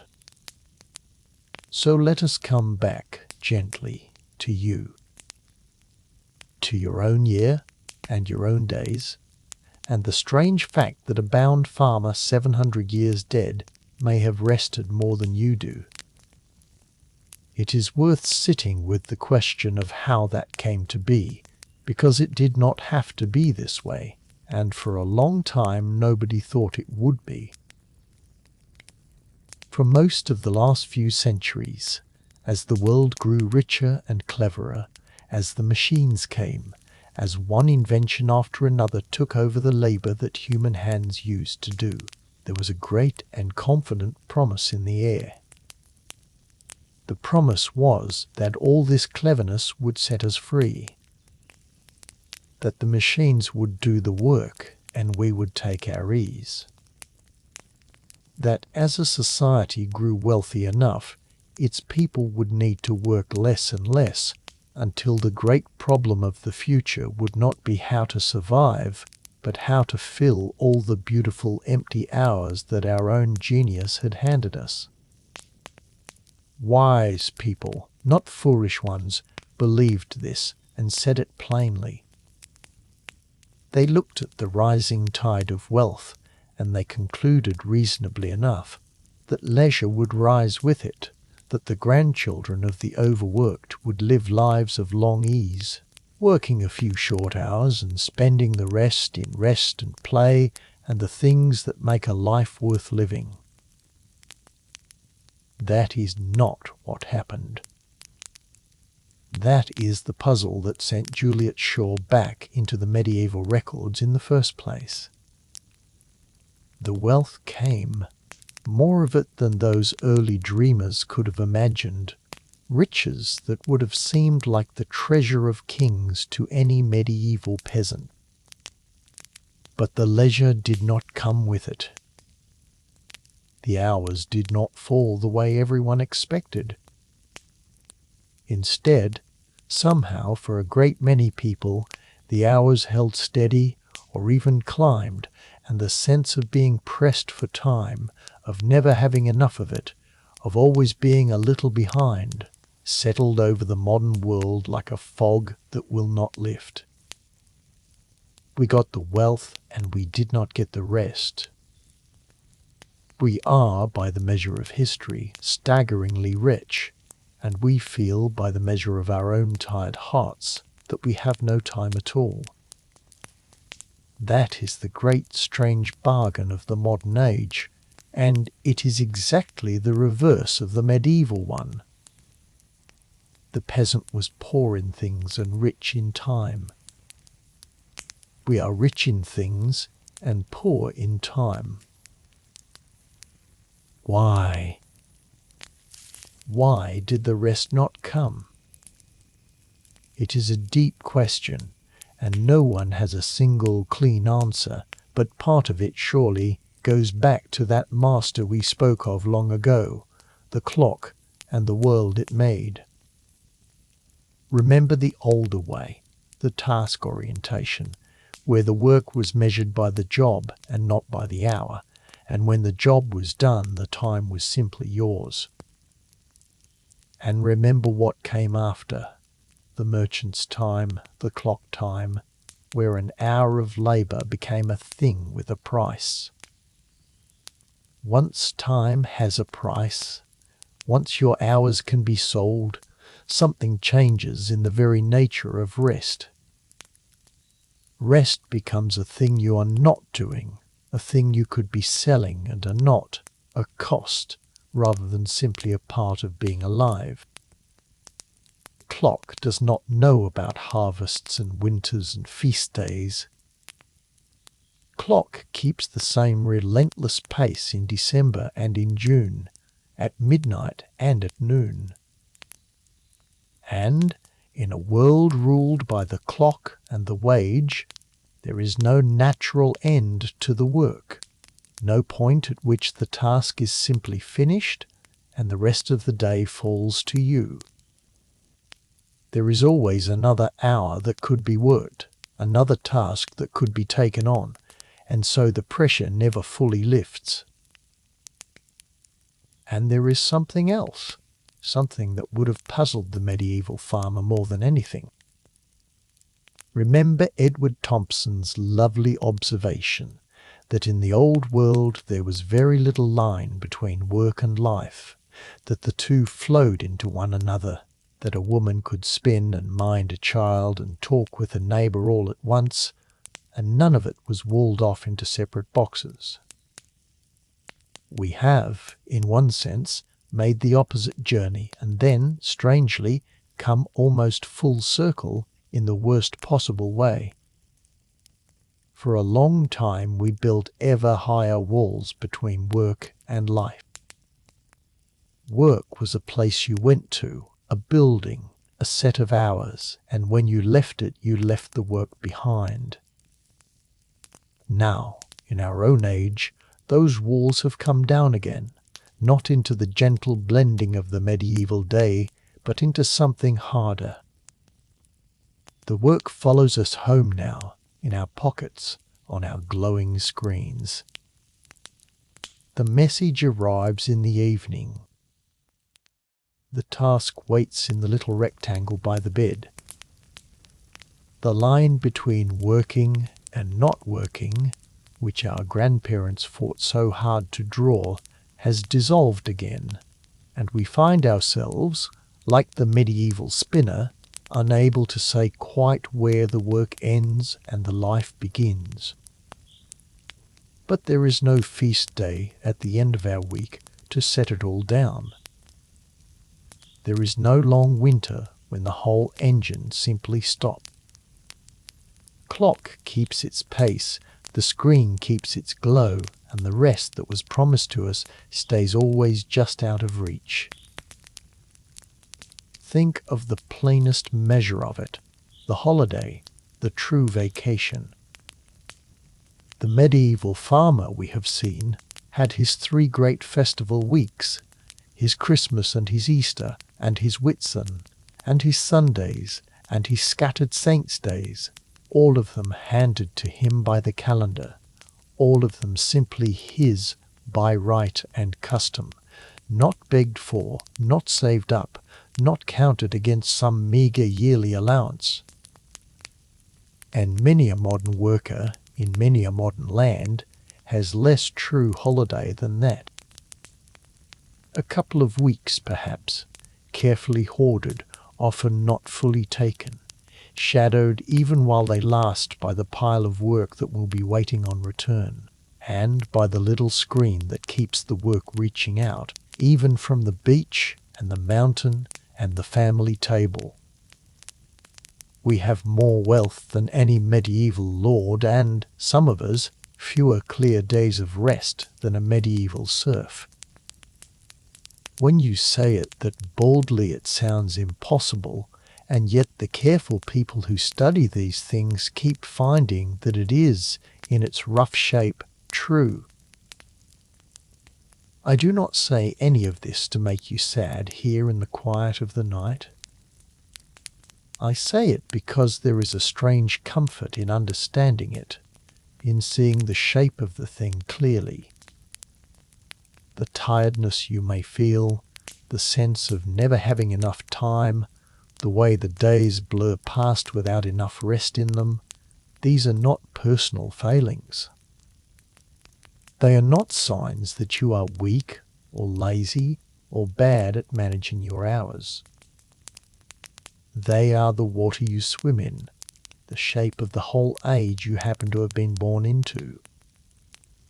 A medieval peasant would have understood your hunger for rest completely, because he knew the value of a feast day in his bones. But he would have been utterly baffled that a person as rich as you, warm and fed and safe beyond his wildest dreams, should nonetheless have so little time to call your own. He would not have understood how anyone could be so wealthy and so pressed for time at once. And in that bafflement of his, in that honest confusion, there is something worth carrying with you, something worth remembering the next time the days feel too full and too fast. Let us go back to the village now, and stop counting and arguing for a while, and simply live inside one of those feast days, so that it stops being a figure on a page and becomes a morning you can almost feel. Let us take an ordinary saint's day, somewhere in the green heart of the summer, not one of the 3 great weeks, just a single holy day, of the kind that fell so thickly across the medieval year. And let us wake into it with our farmer, the same man we left long ago lying under his wool blanket in the winter dark. But now it is summer, and the morning is warm, and today he does not have to go out to the Lord's fields at all. He wakes, as he always does, with the first grey light, because a lifetime of rising with the sun does not switch off just because the day is holy. This morning there is a different quality to the waking. There is no need to hurry. There is no long day of labour pressing on him from the moment his eyes open. He lies there a while, listening to the house waking around him, the small sounds of his wife stirring the fire back to life, the murmur of the children, the shifting of the animals in the far end of the house where they are kept close for warmth and safety. He can smell the fire catching, and the day beyond the door smells of green things and warm earth and dew still drying off the grass. He gets up when he is ready, not when he must, and that alone, that small freedom, is a kind of wealth. There is food, and a little more of it than on an ordinary day, because a feast is a feast even for the poor, and something has been saved and set by for this. There is bread, and there is ale, which was not a luxury in that world, but a daily drink, safer than much of the water, and full of the goodness of the grain. And then, dressed in whatever they have that is a little better than their working clothes, the family walks to the church, as everyone in the village walks to the church, along the lanes and across the green, greeting their neighbours, because a holy day is above all a day the whole community keeps together. The church is the beating heart of the village, its tower the tallest thing for miles, its bell the voice that has called them to this day. Inside, in the cool, dim stone, they hear the service, and though most of them cannot follow the Latin word for word, they know its shapes and its rhythms. They have heard it since before they could walk, and there is a deep old comfort in it, in standing among all their neighbours in the holy quiet while the words roll over them like the sea. And then the day opens out, and it is theirs. This is the part we have almost no words for now, because we have so little like it. A whole long summer day, with the work set aside, and the whole village at leisure together in the same place at the same time. There would be games on the green, the rough, vigorous games that country people loved, wrestling and running and contests of strength, ball games played with more energy than rules, the young men showing off before the young women, the old men watching and remembering. There would be music, a pipe and a drum, and there would be dancing, the whole village moving together in the old dances that everyone knew. There might be a fair, if the day were big enough, with a few traders come from elsewhere, small wonders laid out on cloth, ribbons and trinkets and sweet things, a rare glimpse of the wider world arriving at the edge of the village. There would be, above all, time. Long, warm, unhurried time, spent among the people you had known your whole life, with nothing that had to be done, and nowhere else that you had to be. Picture the afternoon of such a day. The heat of the summer sun, and the shade of a great tree on the green, and people sitting in it, full of feast-day food and feast-day ale, talking, laughing, dozing. Children running loose in packs, as children do, shrieking and playing at the edges of the crowd. The music starting up again as the heat softens toward evening. And the light, the long, generous light of a summer evening in the north that goes on and will not fade, so that the feast can stretch out for hours yet, the dancing and the talking and the being together, until at last the sky deepens, and the first stars come, and the tired, happy villagers drift home through the warm dark to their beds. No clock ever touched that day.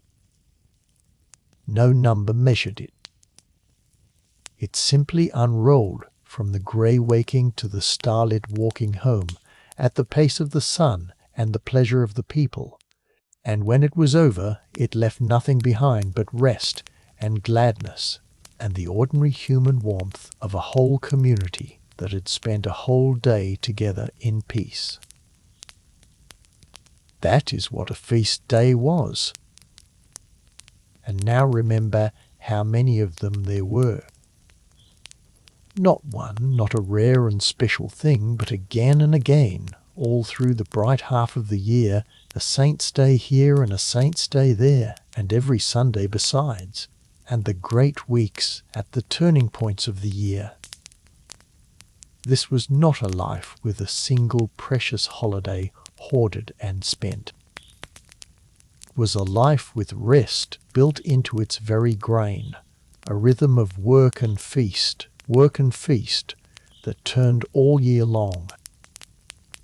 And every one of those feast days looked something like the one we have just lived through together. A morning that belonged to you, a service in the cool old church, and then the long bright day on the green with all your neighbours and all the time in the world. Now hold that beside a modern day off and feel the difference, not to scold yourself, but simply to see it clearly. A modern day of rest is so often a solitary thing, spent apart, each of us in our own separate house, catching up on the errands and the chores that the working week left no time for, half of us still glancing at the little glowing screen where the work waits. It is rest of a kind, but it is thin and private, and often not very restful at all. The medieval feast was the opposite.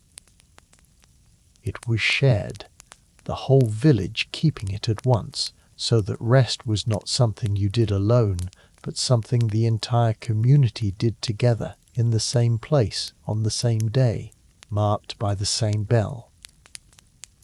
There was no catching up on chores, because the whole idea of the day was that the ordinary work stood still for everyone all at once.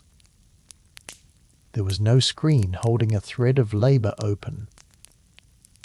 When the feast came, the work was simply gone, wholly gone, for the whole village together, and what was left was one another, and the green, and the long light, and the time.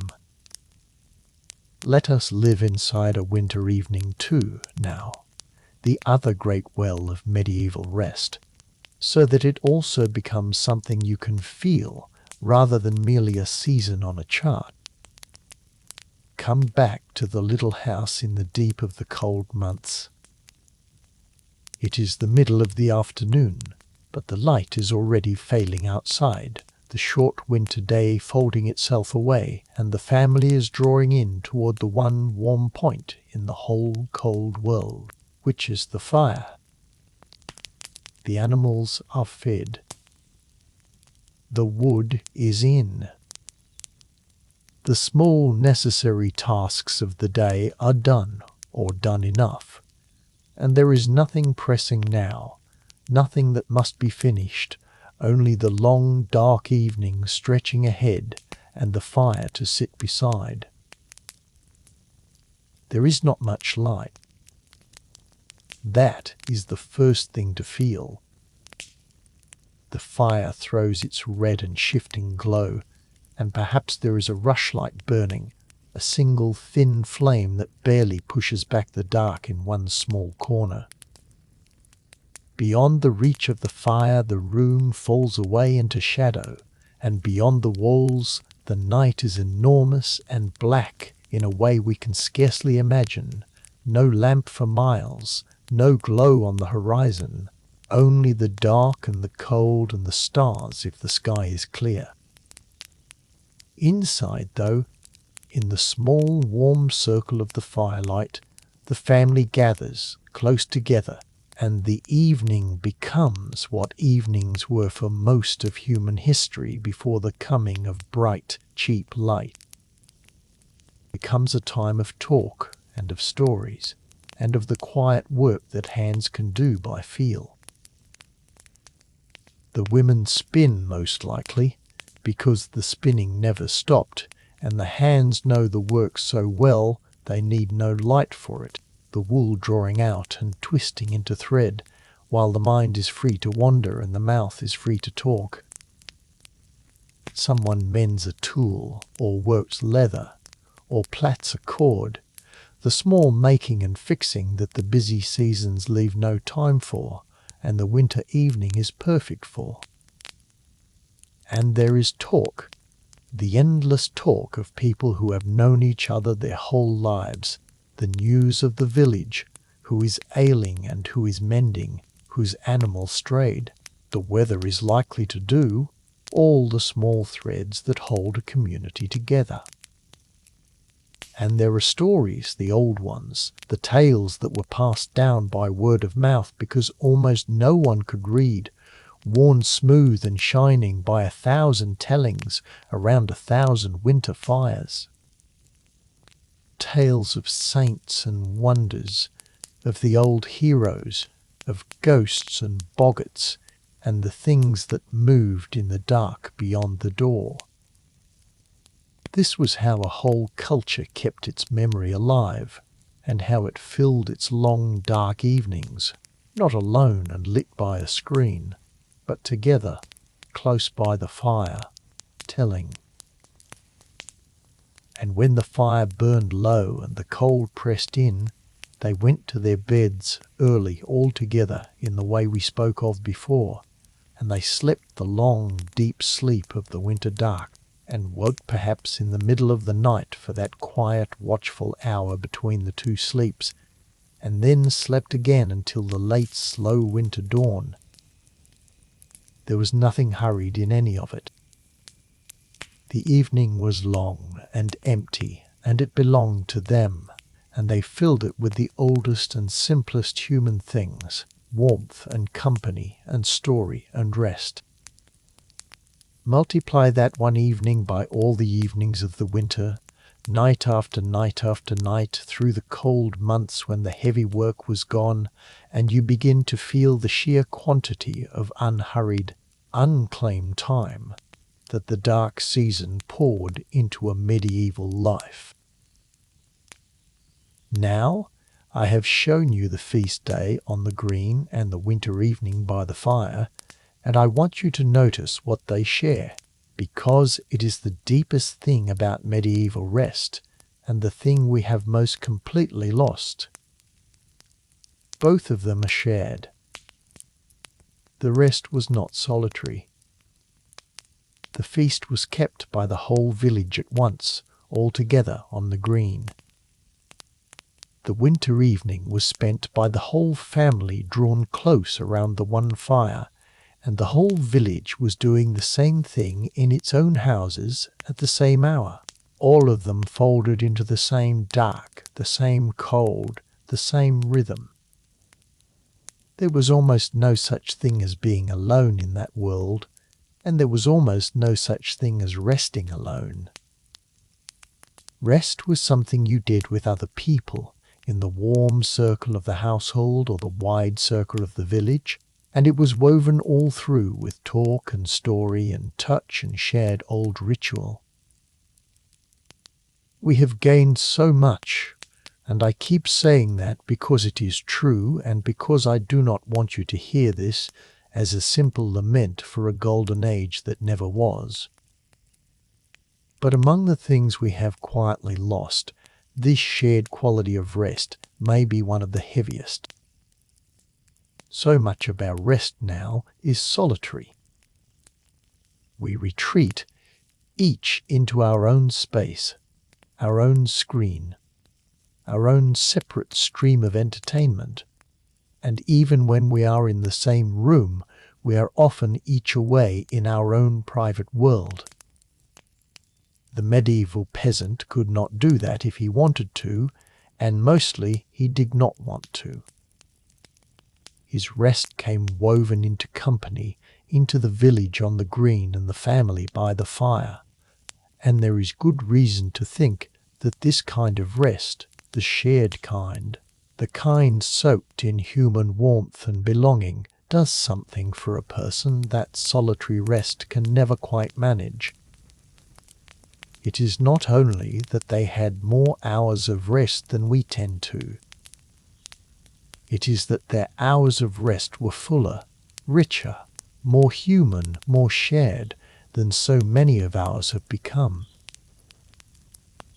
So when we weigh the medieval year against our own, and try to be honest and fair about it, we find something more complicated and more interesting than a simple contest of who worked harder. Yes, the peasant very likely rested more in raw hours than the modern worker does. But beyond the raw hours, there is the shape and the texture of the rest to consider. His rest was built into the world by the sun and the church, not begged for or hoarded or squeezed out of a grudging calendar.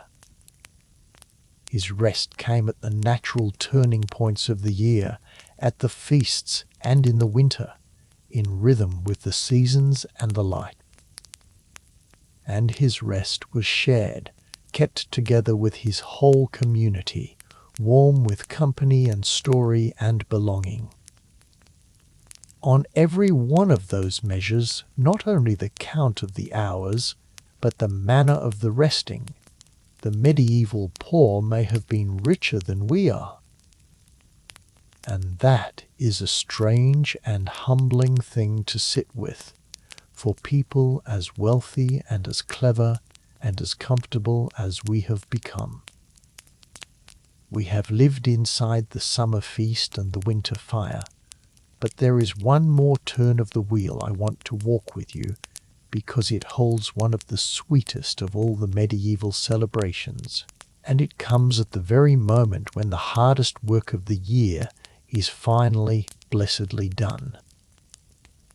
It is the autumn, the season when the harvest is at last brought in, and with it comes the great feast that the whole village had been aching toward through all the long punishing days of the reaping. It was called the harvest home, and it was the reward at the end of the flood, the moment of release when the last sheaf was carried in from the last field and everyone could finally stop. Imagine that last day of the harvest. The fields are nearly bare, the grain nearly all gathered and safe in the barns, and there is a lightness in the air that has been missing for weeks, the lightness of a great task almost finished. The last load comes in from the field, often decked out and celebrated, sometimes with a figure made from the very last of the corn, carried home in a little triumph.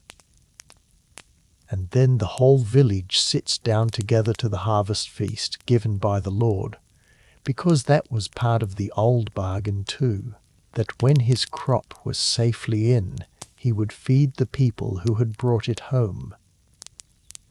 And what a feast it was, coming as it did straight after the hungriest and hardest labour of the year. There was meat and bread and ale in plenty, and the deep-boned deep relief of people who have worked to the very edge of their strength and can now, at last, set the work down. They had made it. The grain was in. The winter, whatever else it held, would not be a winter of empty barns. And so they ate and drank and sang and gave thanks and let the exhaustion melt into celebration under the mellow light of the early autumn. There is something in the harvest home that touches the very oldest part of us, older even than the medieval world, ancient human joy of gathering the food in against the dark and knowing you will not starve. It is a joy we have almost entirely lost because our food comes to us all year round from everywhere and nowhere, and we no longer live or die by the turning of one harvest.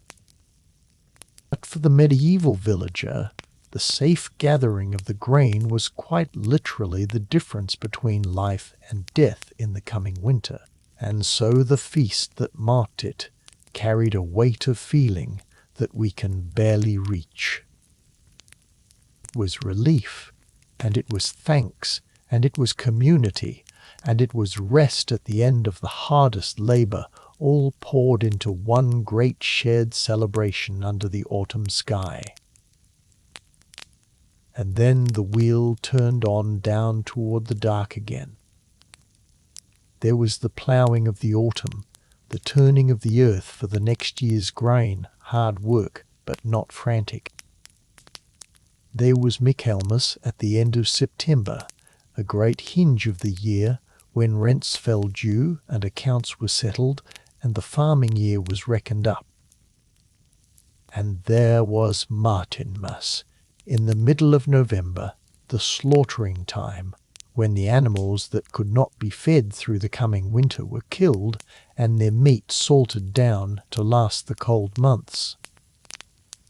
It was bloody work and hard, and there was a sadness in it too, the parting from beasts a family had raised. But it was also, strangely, a season of plenty, because there was fresh meat then, more than at any other time of the year, before the salting took it away into the barrels. So Martinmas too had its feasting, its brief autumn richness before the long, lean grey of deep winter closed in. And then, at last, the wheel came round to where we started, to the deep of the cold, to the shortest days, and to Christmas glowing warm at the very bottom of the year. Round and round the wheel had turned, through the whole great cycle. The warm, long feast of Christmas at the dark turning, the hungry grey weeks of late winter, the ploughing and the sowing of spring, and Easter breaking bright within it, the green, generous weeks of early summer, and Whitsun with its ales, clenching of the year into haymaking and then into harvest, the weeks of flood work under the burning sun, the great release of the harvest home, the slaughtering of Martinmas, and the drawing in of the light, and back once more to Christmas. That was the shape of a life. Not a line racing forward into some strange new future, but a wheel turning through the same beloved pattern year after year, labour and feast, hunger and plenty, dark and light, each in its ordained season, each certain to come and certain to pass. And laced all through that great wheel, at every turn of it, was the rest. The Sundays, week upon week, the plough set aside. The saints' days scattered thick across the bright half of the year. The 3 great festival weeks at the hinges of the year. The long empty dark of the winter, and its long healing sleeps. The loose ordinary days with their midday dinners and their afternoon nap. When you stand back and look at the whole wheel at once, you see that rest was not a scarce thing grudgingly allowed, snatched here and there from a relentless machine. It was woven into the very structure of the turning year, part of its fabric, as natural and as certain as the seasons themselves.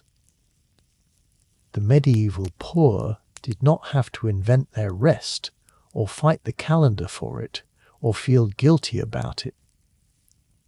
It was simply there, built into the world, coming round again and again with the turning of the wheel, as sure as the return of the spring. That is the deepest answer to our question tonight. Did the medieval peasant have more free time than you?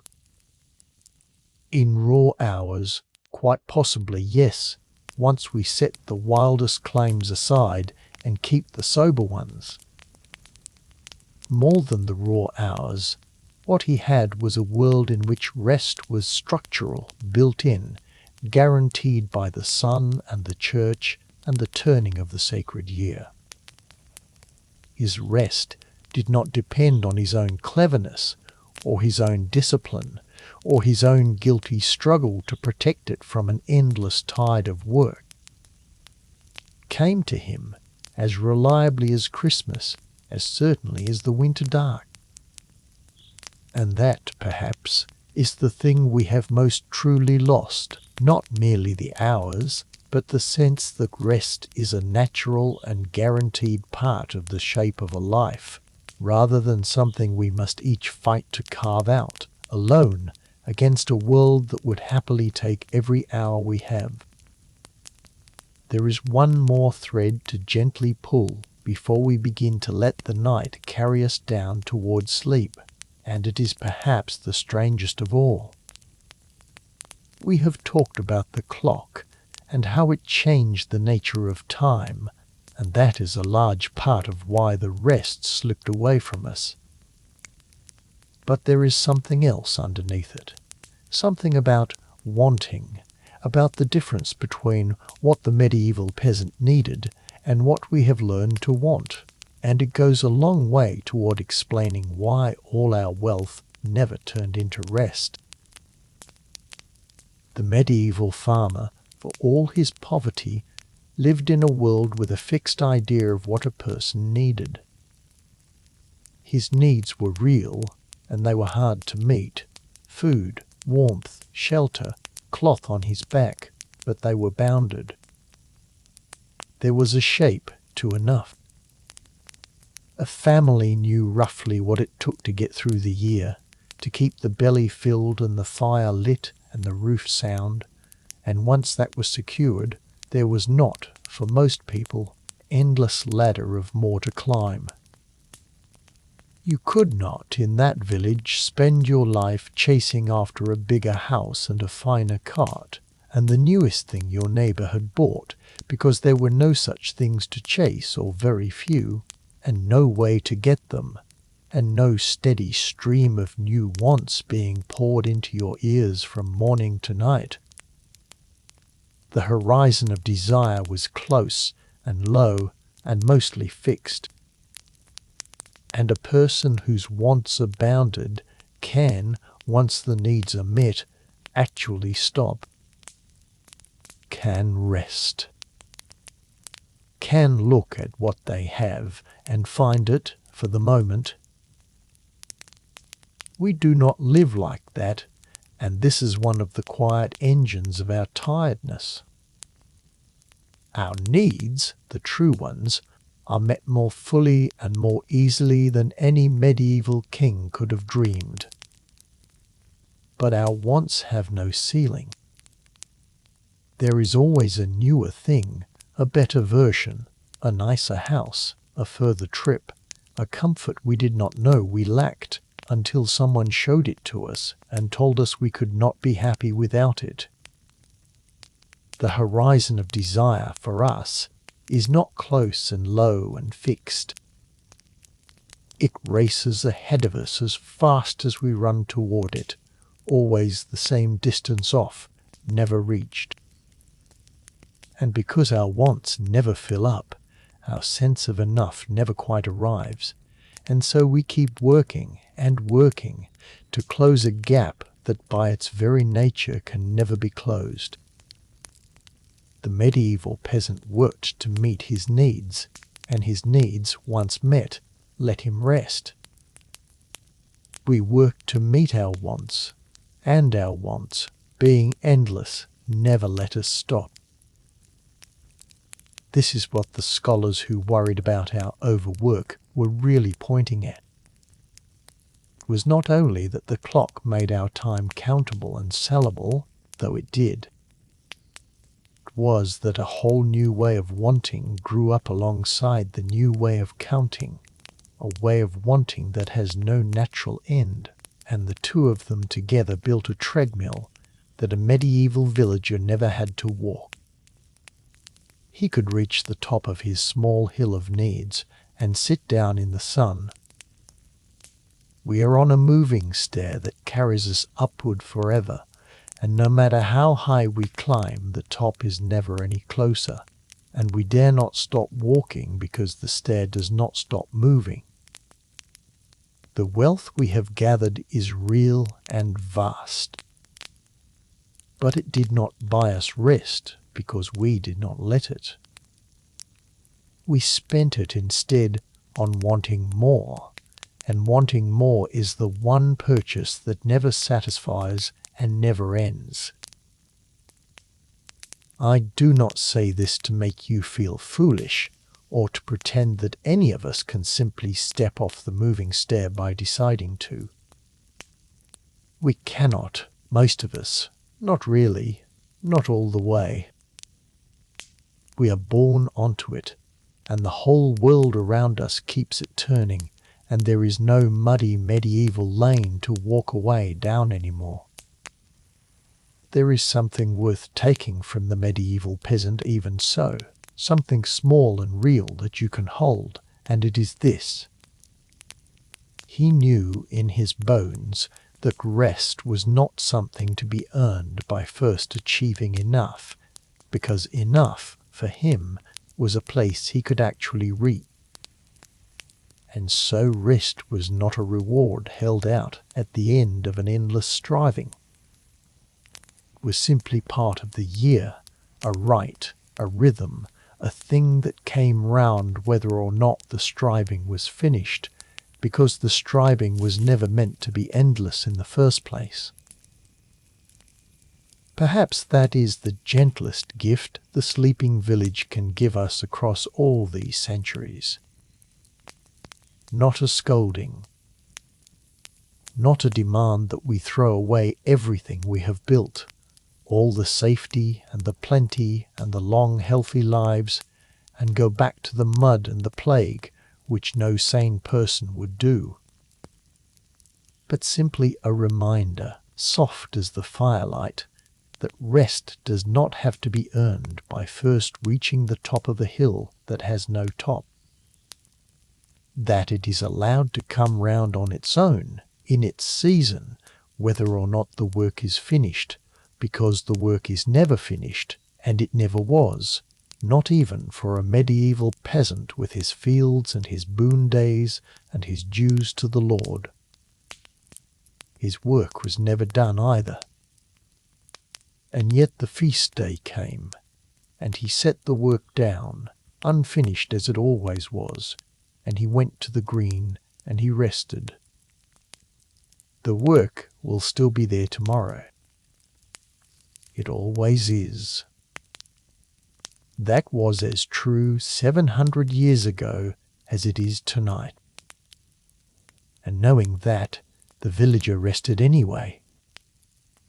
Perhaps, in your own way, in your own age, so can you. There is time yet, though, before the night carries us all the way down, to wander a little further through this old world, gently, without hurry, the way you might turn the last slow pages of a book you do not want to end. For we have not yet stood on the green in the first light of a May morning, and that was one of the loveliest of all their days. We have not yet seen the peasants themselves as they were drawn, in colour, by hands that watched them at their work and their play. And we have not yet thought about the way a single human life turned through its own seasons, the way the year turned through its. So let us drift on a little longer, into the green of the spring, and see what more the sleeping village has to show us before we close our eyes. May Day came at the very beginning of the month we call May, at the turn from spring into the first true warmth of the year, and it was one of the great bright hinges of the season, a day the young people especially loved.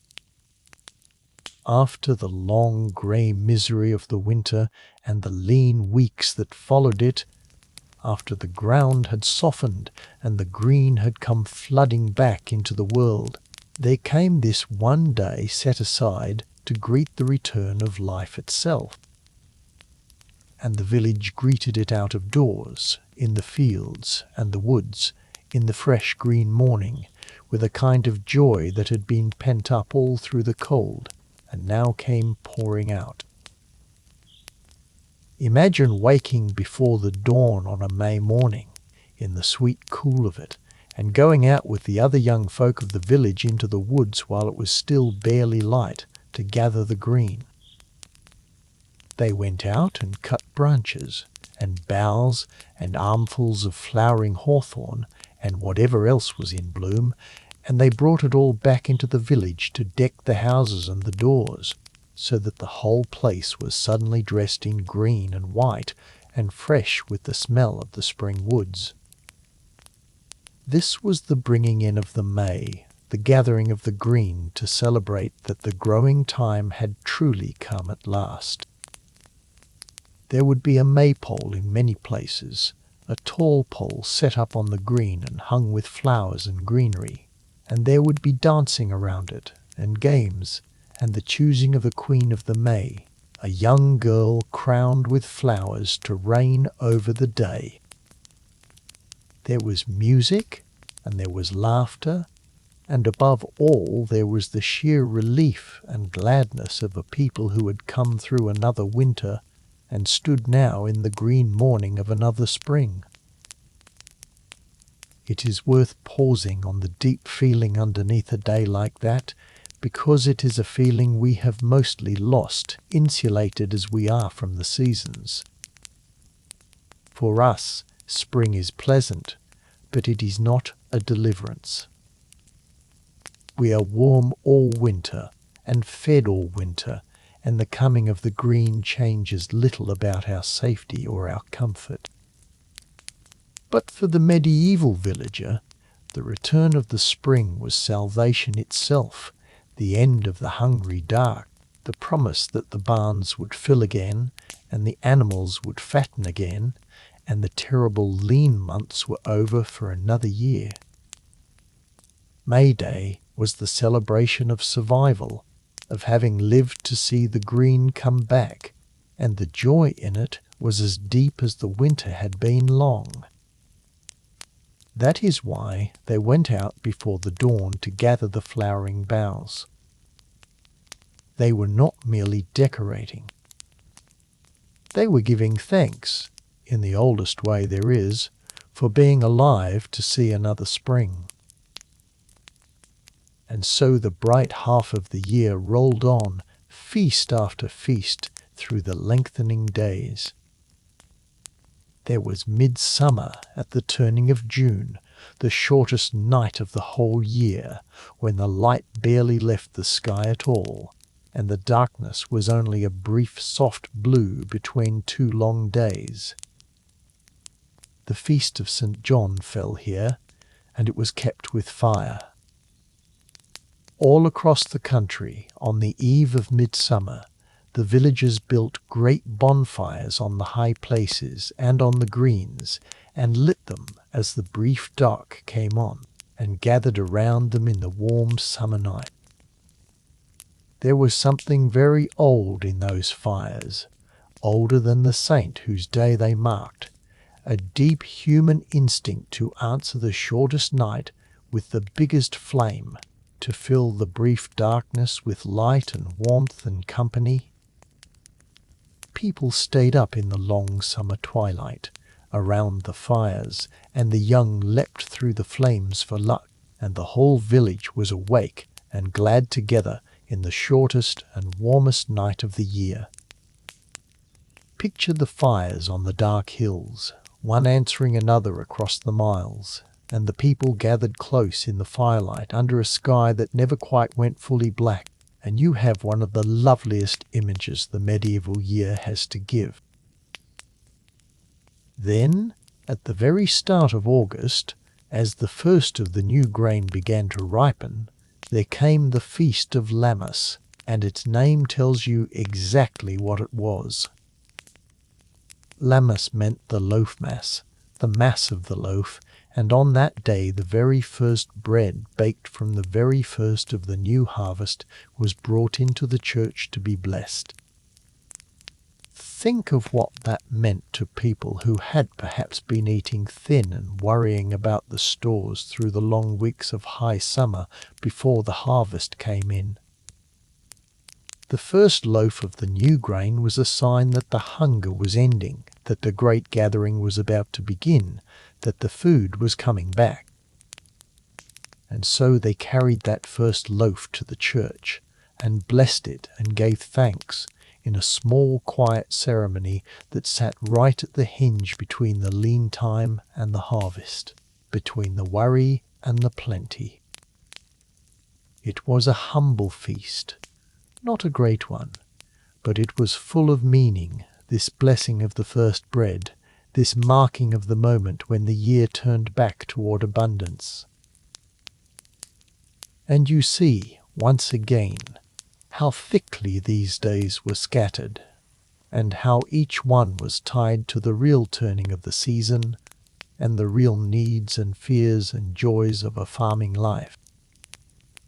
Mayday for the return of the green, midsummer for the shortest night and the fires, Lammas for the first bread of the harvest, and all around them the endless smaller saints' days, and every Sunday besides.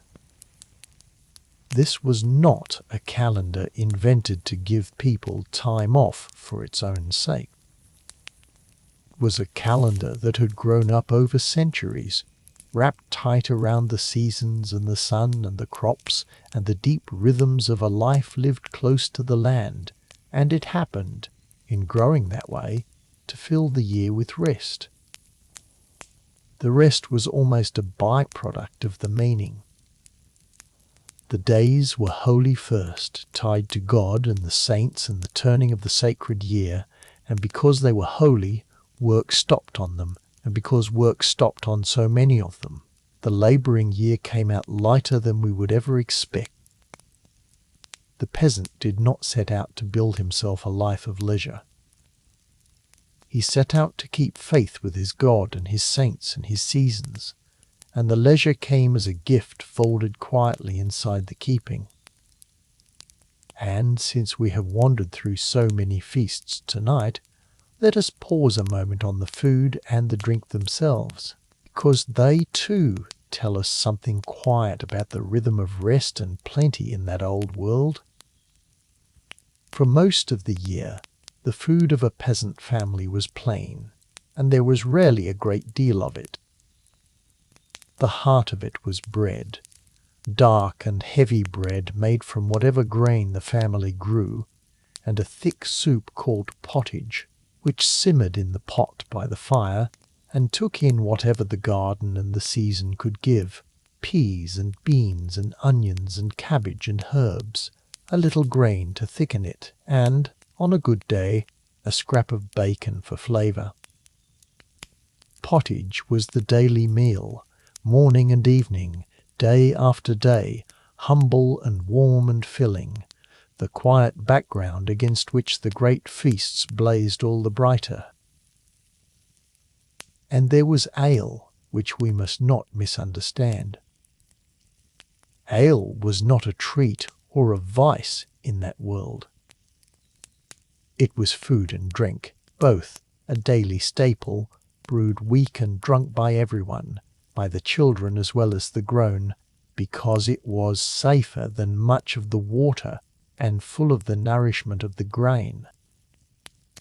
A household got through a great deal of it, and the brewing of it was, in most villages, the work of women, the alewives, who brewed their batches at home and sold the surplus to their neighbours, so that at any given time there might be several houses in the village with ale ready to sell.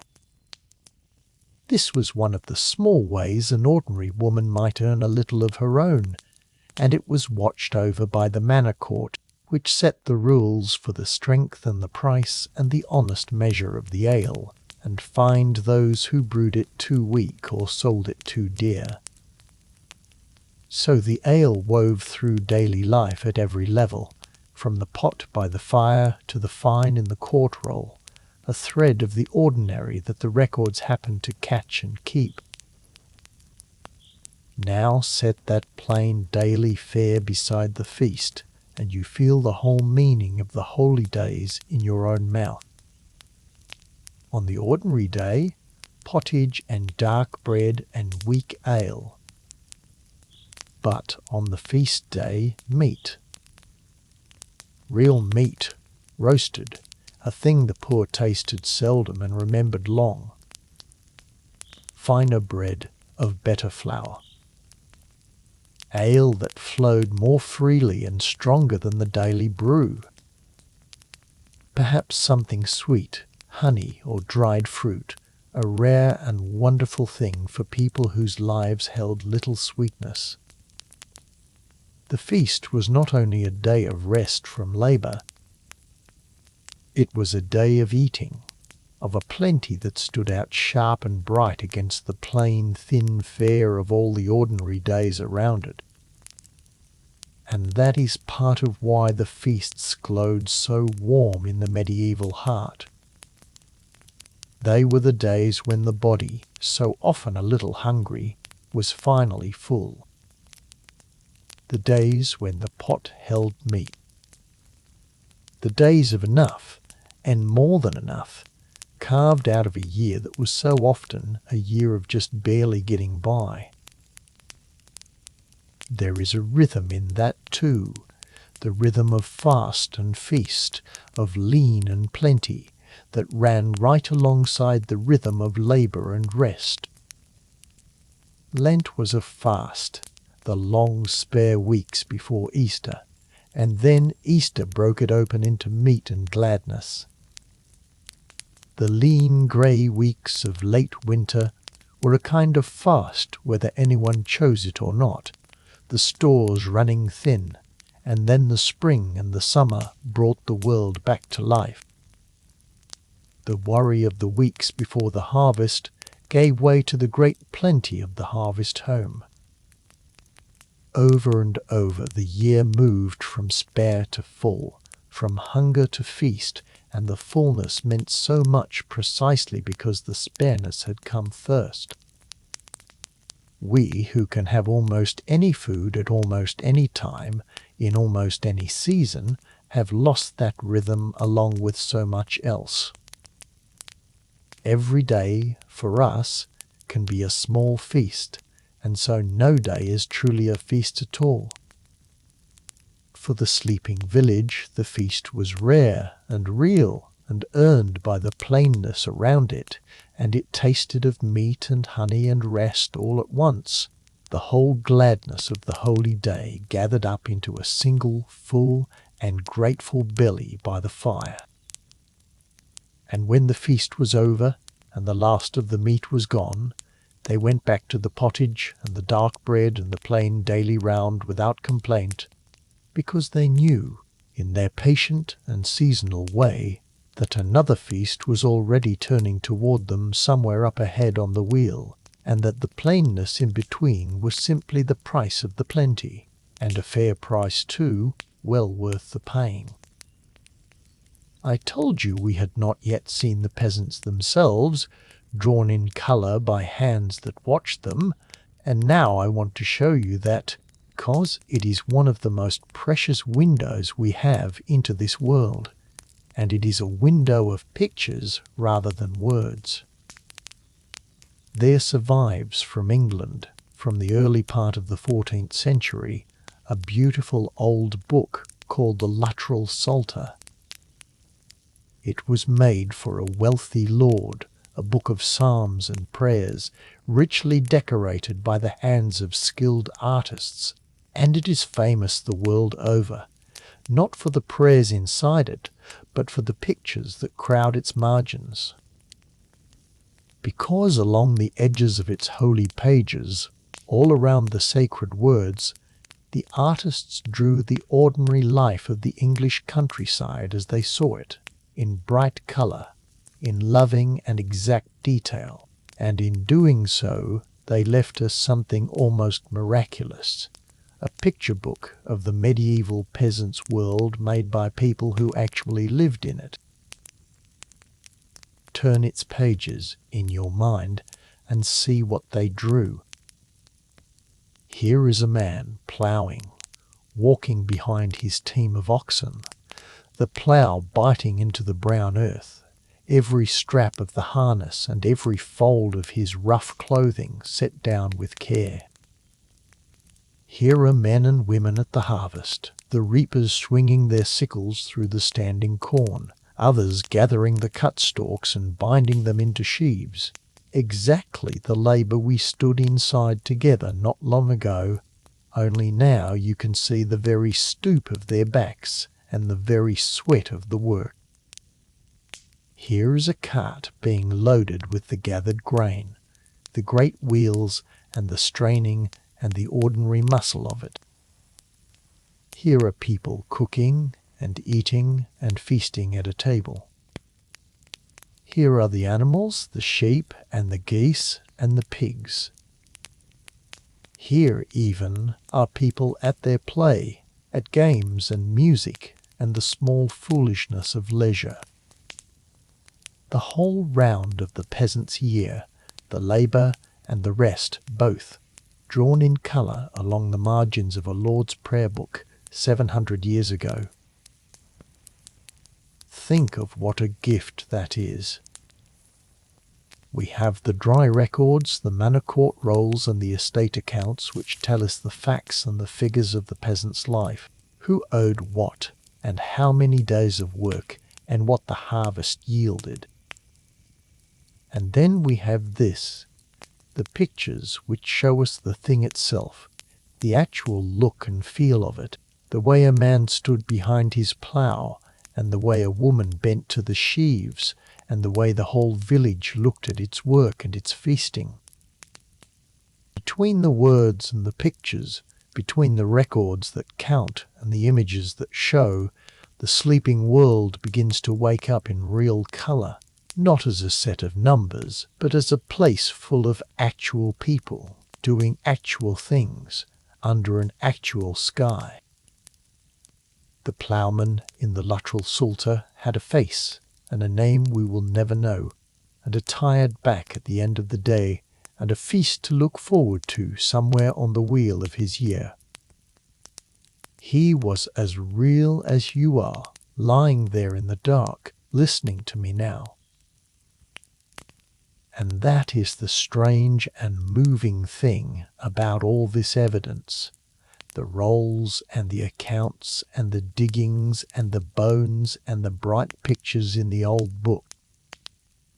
Taken all together, patiently, over the long work of many scholars across many years, it lets us reach back across 7 centuries and touch, however faintly, the lives of people who were never meant to be remembered. Kings and bishops and great lords made sure of their own memory with their tombs and their chronicles and their painted portraits. The ploughman, the reaper, the spinning woman by the winter fire, these were not supposed to last. They could not write their own names. They built nothing that was meant to endure. And yet here they are, still, faint but real, in the fines and the court cases, in the post holes and the animal bones, in the wear on an old skeleton's joints, and in the loving margins of a prayer book where some unknown artist drew them at their ploughing and their harvest and their play. They are not lost. That is the quiet wonder of it. 700 years on, in the dark, we can still find them and stand beside them and wonder at how they spent their days. And when we do stand beside them and look honestly at how they spent their days, we find that question we started with looking back at us, gentler now and stranger and harder to answer with a simple word. More free time than you. In some ways, yes, more than you, and better rest than yours, shared and seasonal and built into the very shape of the year. In other ways, their lives were so much harder than yours that the comparison feels almost cruel, shadowed as they were by hunger and plague, and the loss of children, and a labour that broke the body, and a freedom they simply did not have. Both of those things are true, and they do not cancel out, and the truth of tonight lives in the space between them, in that strange and thought-provoking gap where a poorer, shorter, harder life somehow held more rest than a richer, longer, safer one. It is the kind of truth that does not tie up neatly. It is the kind you carry with you, and turn over and keep finding new sides to long after the counting is done. There is one more turning I want to rest on before the night closes over us, and it is the gentlest of all. We have talked about how the year turned through its seasons, its floods of work and its long stretches of rest. But a human life turns through its own seasons too, and the medieval villager felt that turning perhaps more keenly than we do, because his whole world was built on the wheel of the seasons, and he saw his own life mirrored in it every single year. There was the spring of a life, its childhood, and a peasant child's early years, for all the dangers that hung over them were not without their sweetness. A small child in the village was not set to hard labour. There were tasks, of course, small ones suited to small hands, minding the geese, scaring the birds from the ripening grain, gathering sticks, watching a younger brother or sister.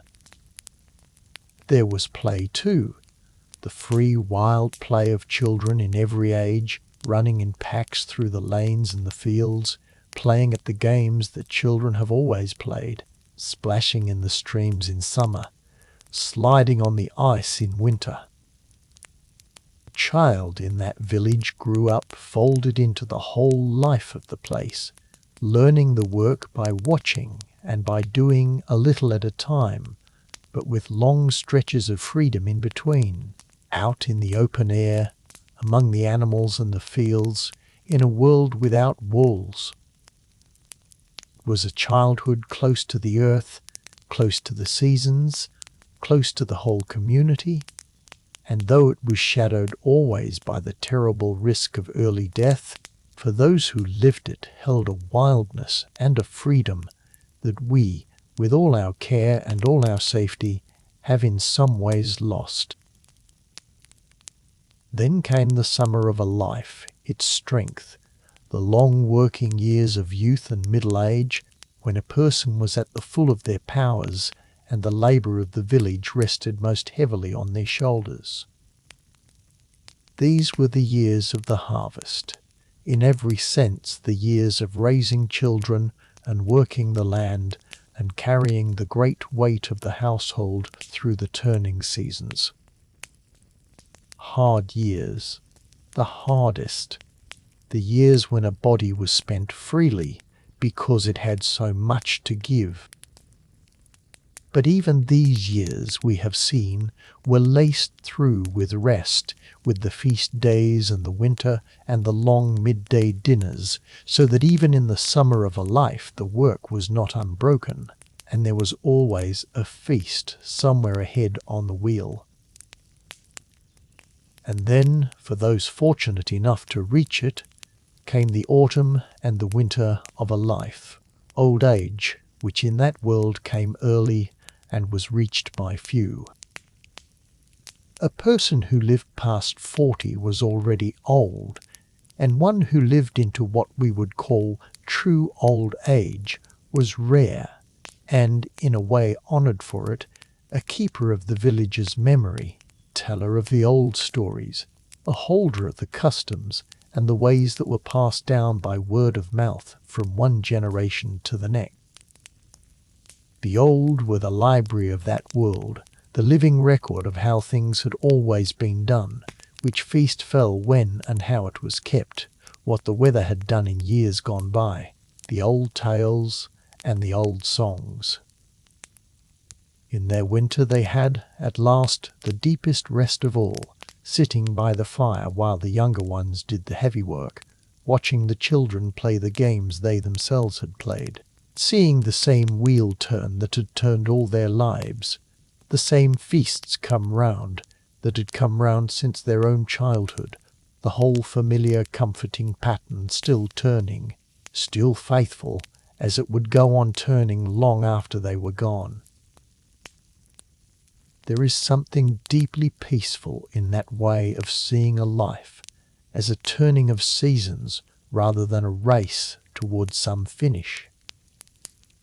We tend to see our lives as a line, a striving forward, always toward the next achievement, the next stage, the next thing to be gotten and gotten past, and there is a restlessness in that, a sense of always pushing on toward something not yet reached.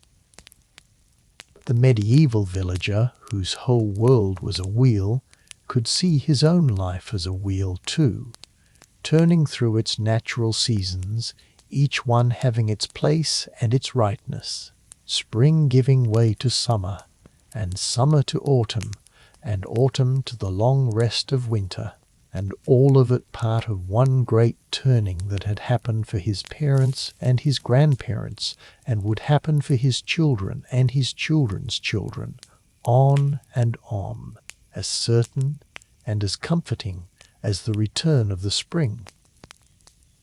His life was not a lonely line racing off into an unknown future.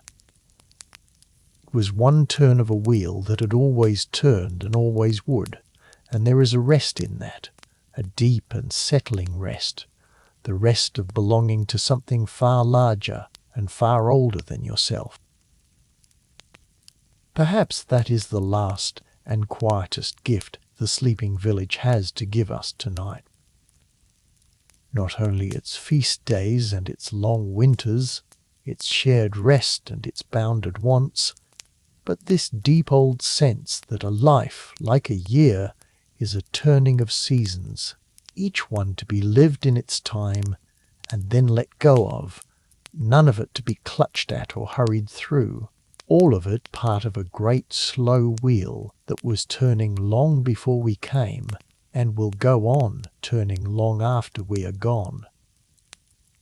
There is nothing to race toward on a wheel. There is only the turning, and the season you are in, and the rest that always comes round again. And in the deep of the night, with the whole busy world gone quiet, that may be the most restful thought of all. You do not have to race anywhere tonight. You do not have to reach anything, or finish anything, or get anywhere at all. You have only to rest in the season you are in, and let the wheel turn, the way it has always turned, the way it turned for the sleeping village 700 years ago. Before we let the history soften and drift away entirely, I want to give you one more thing to rest in, something we have not quite named yet, though it has been there in the background of everything we have said tonight. It is the quiet. The sheer, deep, enormous quiet of that world. Because along with the time and the shared rest and the wheel of the seasons, there is one more thing the medieval villager had in abundance that we have almost entirely lost, and it is silence and darkness and the vast still night full of stars. Imagine, one more time, that little house at the end of the day, and then imagine the world beyond its walls once the fire has burned low and the family has gone to their beds.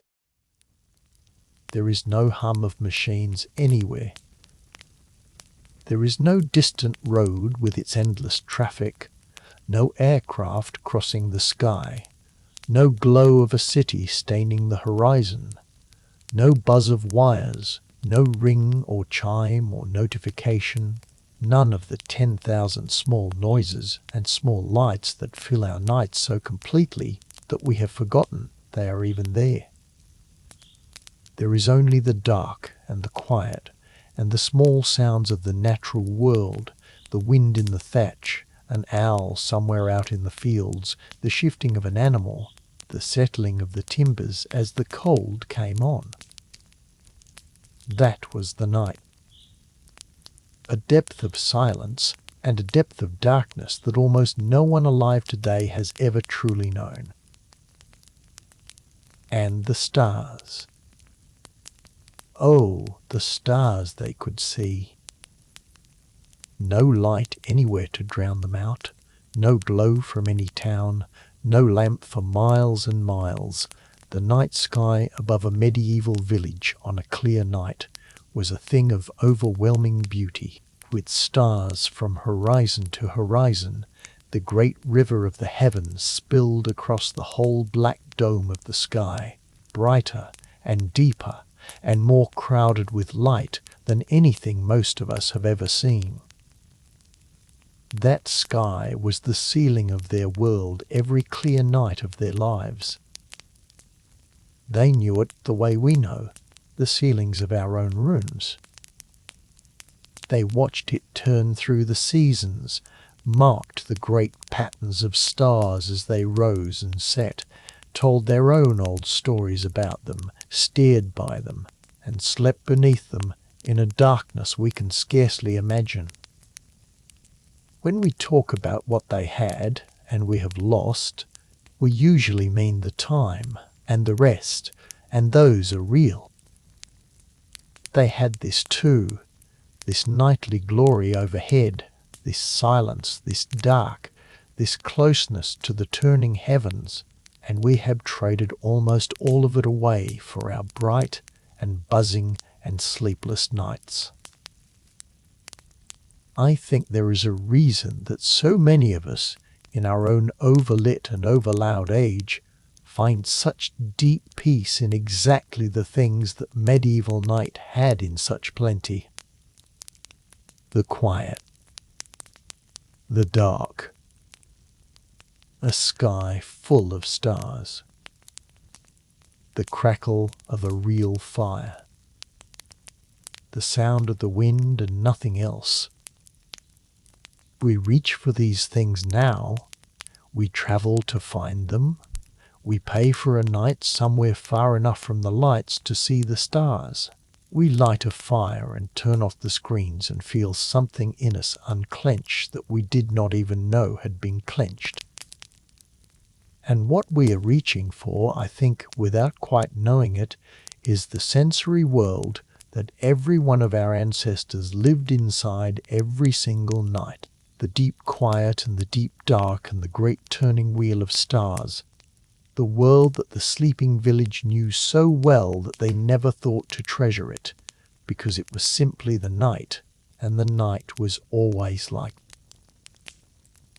So here, in the deep of your own night, wherever you are, however much light and noise the modern world has wrapped around you, let yourself reach for a little of that old peace. Let the room grow dark and quiet in your mind. Let the busy glow of the day fade back. Imagine the enormous soft silence of a night 700 years ago, with no machine anywhere in the world, and the great crowded sky of stars overhead, and the whole village asleep in the dark, and nothing stirring but the wind and the owl and the slow settling of the timbers. Imagine sinking into that silence the way they did night after night, at the natural end of a day measured by the sun and not the clock, with no red number counting the hours, with nothing that had to be finished, with only the dark and the stars and the long healing sleep of a body that has done its work and can now, at last, set it down. You are closer to that village than you might think, lying here in the dark. The busy modern day that wrapped itself so tightly around you has loosened now and gone quiet and let you go. The screens have dimmed. The tasks have stopped their calling, at least until the morning. And here, in the night, in the quiet, you are doing the oldest thing there is, the thing the ploughman did and the spinning woman did, every one of your ancestors did all the way back beyond memory. You are letting the day end. You are letting the dark come. You are letting yourself rest at the natural close of things, the way people have always rested, under the same stars, in the same old silence, held by the same deep and faithful dark. And now let us let the history go slowly, the way you let go of a thought as you drift towards sleep, not pushing it away but simply loosening your hold on it, letting it grow soft and blurred and distant. We have walked a long way tonight through a whole year and a whole life and a whole vanished world, and there is nothing left now that you need to hold on to. The numbers can go. The feast days can blur together into one long warm glow. The arguments and the counting can fade. What is left underneath all of it is something simpler and quieter, and it is this. Those people were so very far away from us, and they were so very close. They were far away. 700 years and more lie between their world and ours, a gulf so wide it is hard to truly feel. They lived in a way we can barely imagine, without our medicine, without our safety, without our plenty, close to hunger and close to death, bound to the land and the Lord, ruled by the sun and the sacred calendar, in houses of mud and straw under skies we will never see so dark or so full of stars. Everything about the surface of their lives was different from everything about the surface of ours. If you could stand in their village for a single day, it would be strange to you beyond words, the smells and the sounds and the sights of a world utterly unlike your own. And yet they were so close. Because underneath all that strangeness they were people, exactly as you are a person, with the very same heart beating in them that beats in you tonight. They grew tired and longed for rest, as you do. They loved their children and grieved when they lost them, as you would. They gathered close to the fire against the dark, and told stories, and laughed, and dreaded the winter, and rejoiced at the spring, and worried about the harvest, and looked forward to the feast, and lay down at the end of the day, and let sleep take them, exactly as you are about to do. The human heart has not changed in 700 years. It has not changed in 7,000. Tiredness you feel tonight, the longing for rest, the small, deep pleasure of lying down in the warm dark at the end of a long day, these are not modern things. They are the oldest things there are. The ploughman felt them. The spinning woman felt them. Every one of your ancestors, back and back beyond all memory, felt exactly what you are feeling now, this simple animal gladness of a body at rest at the close of the day. That is the real reason a story like this can carry you towards sleep. It is not the history exactly, though the history is lovely. It is the recognition underneath the history that you are part of something very old and very deep, a long unbroken line of tired human beings lying down in the dark to rest night after night, century after century, all the way back to the beginning. When you close your eyes tonight, you are doing what they did. You are joining them in the oldest and simplest of all human acts, the laying down of the day, the surrender to the dark, the trust that the morning will come as it has always come. There is such comfort in that if you let yourself feel it. You are not alone tonight, and you never were. You are the newest link in a chain of rest that stretches back through all the sleeping villages of all the centuries, every one of them lying down in the dark, just as you are lying down now. And so the strange question we started with, the question that sounded almost like a joke, has quietly turned into something else in the course of the long night. It is not really, in the end, a question about hours or about who worked harder, you or a farmer 700 years dead. It has become a gentler question and a kinder one. It has become a reminder that rest is old and deep and yours by right, as much yours as it was ever theirs. A reminder that the busy, sleepless world that presses on you is a very new thing, a thin, bright crust laid over a vastly older way of being, and that underneath it the old way is still there, still true, still waiting for you every single night when the dark comes and the day lets you go.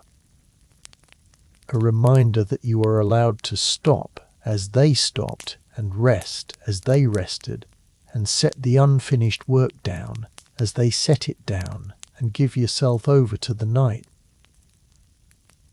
The feast day always came for them somewhere on the turning wheel, no matter how hard the work had been. And the night always comes for you at the close of every day, no matter how full it has been. It is your feast day in a way, this quiet hour, this laying down, this rest. It comes round faithfully as their feasts came round, whether or not the work is finished, whether or not you feel you have earned it. You do not have to earn it. It is simply yours, as the night is yours, as the dark is yours, as the long, slow breath of sleep is yours. Let it come.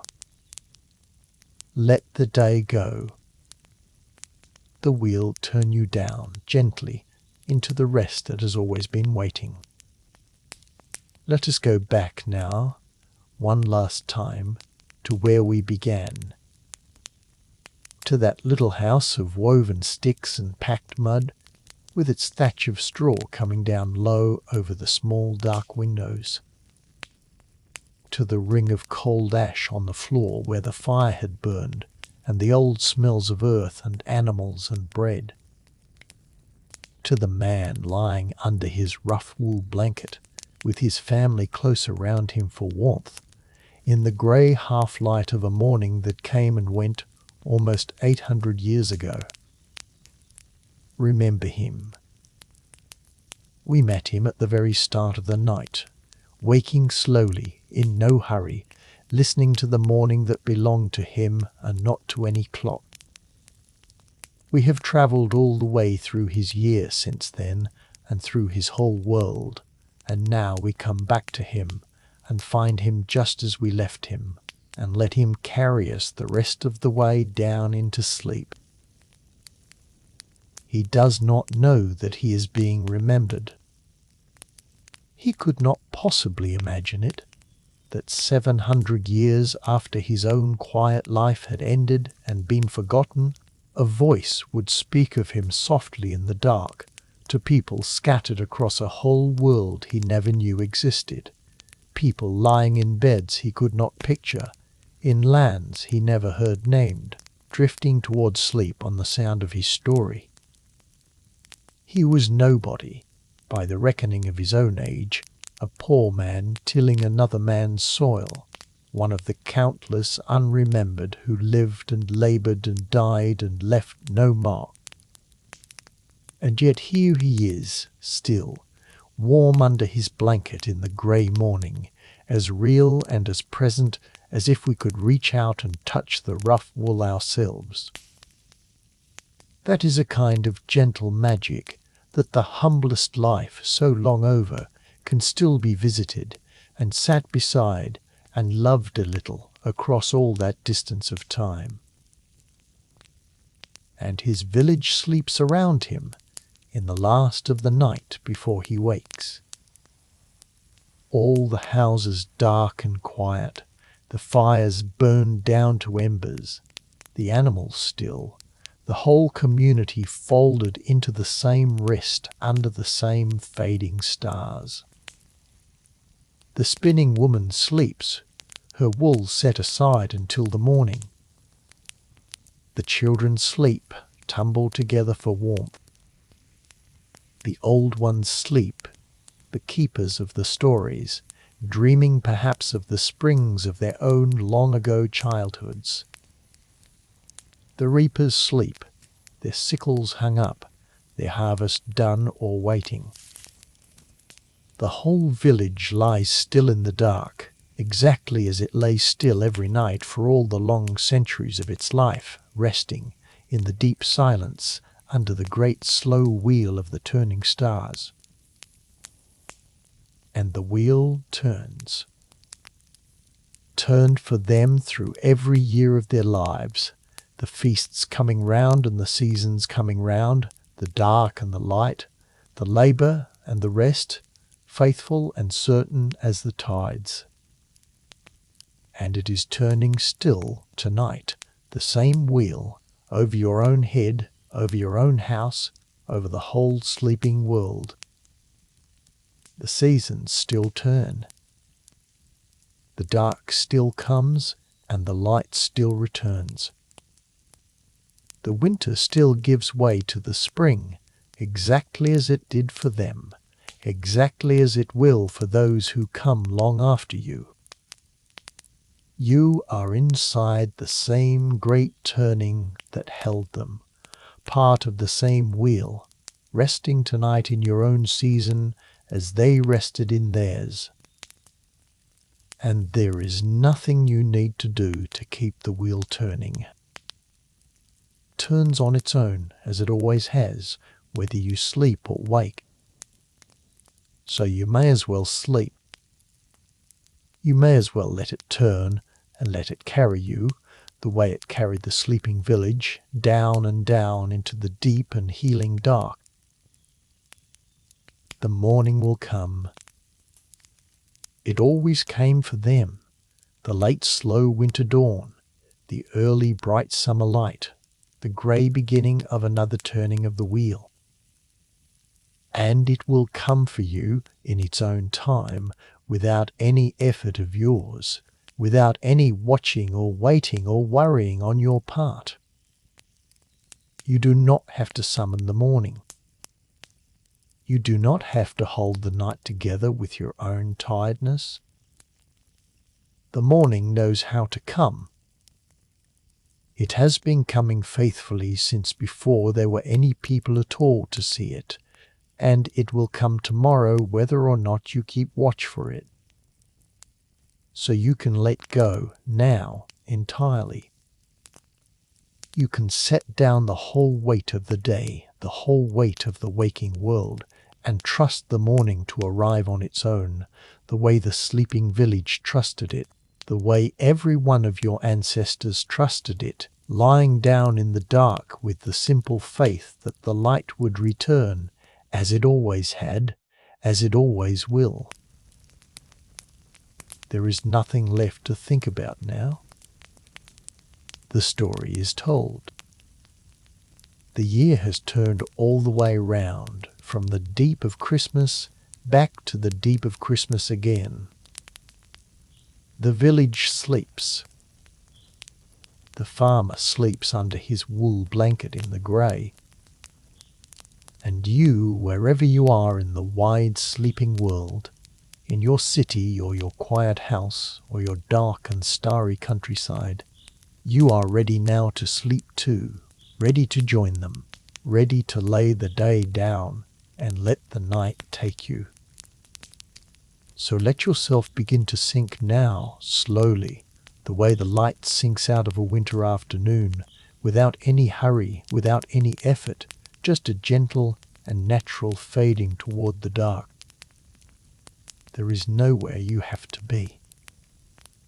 There is nothing you have to finish. The unfinished work will keep until the morning, as the peasants' work kept until the morning, as all work has always kept. because the day is over now, and the night has come, and the night is not for working. The night is for rest. It always was. Feel the weight of your own body against the bed beneath you, held and supported, asking nothing of you now. Let your shoulders drop, the way they dropped at the start of the night, only more completely now, all the holding of the day going out of them. The small muscles of your face soften, around your eyes, along your jaw, all the places where the day gathers and tightens without your ever noticing. Let your hands lie open and still. Let your breathing slow, all on its own, without your guiding it, each breath a little longer and a little deeper than the last, each one carrying you a little further down towards sleep, the way each turn of the wheel carried the village a little further round toward the rest of the winter. There is a great and simple peace in this, the peace that every tired body has always known at the close of the day, the peace the ploughman knew when he laid down his tools, peace the reaper knew when the last sheaf was in, the peace the whole sleeping village knew every night of its long life. It is the peace of a body that has done enough and can now stop. And you have done enough today. Whatever the day held, however finished or unfinished it feels, you have done enough, and now you can stop and rest and let the dark take you, with the same faith the village had that the morning would come round again in its own good time. Let the pictures we made together drift and blur and fade. The green on May morning, the bonfires on the dark midsummer hills, the long tables of the harvest feast under the mellow autumn light, the little house and the fire and the family close around it in the winter dark, the great crowded sky of stars. Let them all soften now and grow dim and merge into one gentle warm glow at the edge of sleep, and then let even that go. You do not need to hold any of it. It will be here another night, if you like, waiting, as the past is always waiting, patient and quiet, for whenever you want to come and rest in it again. You might like to come back some night and wander through this old world once more, or some other old world, some other quiet corner of the long human story, and let it carry you down into sleep the way it has carried you tonight. There is no hurry. These stories keep. The wheel turns and comes round again, and the rest is always waiting. But for now, there is only this: the dark, the quiet, the weight of your body growing heavier and heavier against the bed, your breathing slowing, deepening, softening, the day gone, entirely gone, laid down at last, and the night holding you, the same old faithful night that held the sleeping village, that held every tired soul who ever lived, that has always known exactly how to carry a weary body down into the deep and healing dark. You are held by it now. You are part of it now. You are the newest of all the countless sleepers, lying down in the dark at the end of the day, exactly as they always have, exactly as they always will. Let your breathing slow. Let your body grow heavy. The last of the waking world loosen its hold and slip away. There is nothing left to do now but rest, and you have earned your rest as they earned theirs, and it is yours, freely, wholly yours, this deep, warm dark, this quiet, this sleep. Let it take you. The wheel turn you down into it, gently, all the way down, into the long, slow rest at the bottom of the night. If you are still here with me, still floating just above sleep, not quite gone under yet, that is all right. There is no right way to do this, and no hurry to get. Some nights the sleep comes quickly, like the winter dark falling early, and some nights it comes slowly, drifting in like the long summer dusk that will not quite end. Either way is fine. Either way, all you have to do is lie here and breathe and let the night do the rest, the way the village let the night do the rest, night after night, for all the long centuries of its quiet life. Think, if it soothes you, of all the others resting with you now. Remember, at the very start of the night we imagined them, the quiet company scattered across the whole turning earth, all listening to this same voice, all drifting towards sleep at the same moment, each in a different bed, under a different sky. They are still there, all around you, though you cannot see them. Someone in a great city, high up above the lights, letting the day go. Someone in a small house far out in the dark countryside, with the real stars overhead, the medieval stars, thick and bright. Someone who could not sleep, who found this voice in the small hours, and is finally, gently, beginning to drift. You are all here together tonight, a whole quiet company of the wakeful and the weary, all being carried down toward the same rest, the way the whole village was carried down together into the same dark every night. You are not resting alone. No one who rests is ever truly alone. There is always this vast, invisible company, all the sleepers of the world, all the sleepers of all the ages, breathing softly in the dark alongside you. And the village breathes with you too, across all its centuries. The farmer under his wool blanket, breathing slow and deep in the grey before the dawn. The spinning woman, her hands finally still. The children, tumbled together and warm.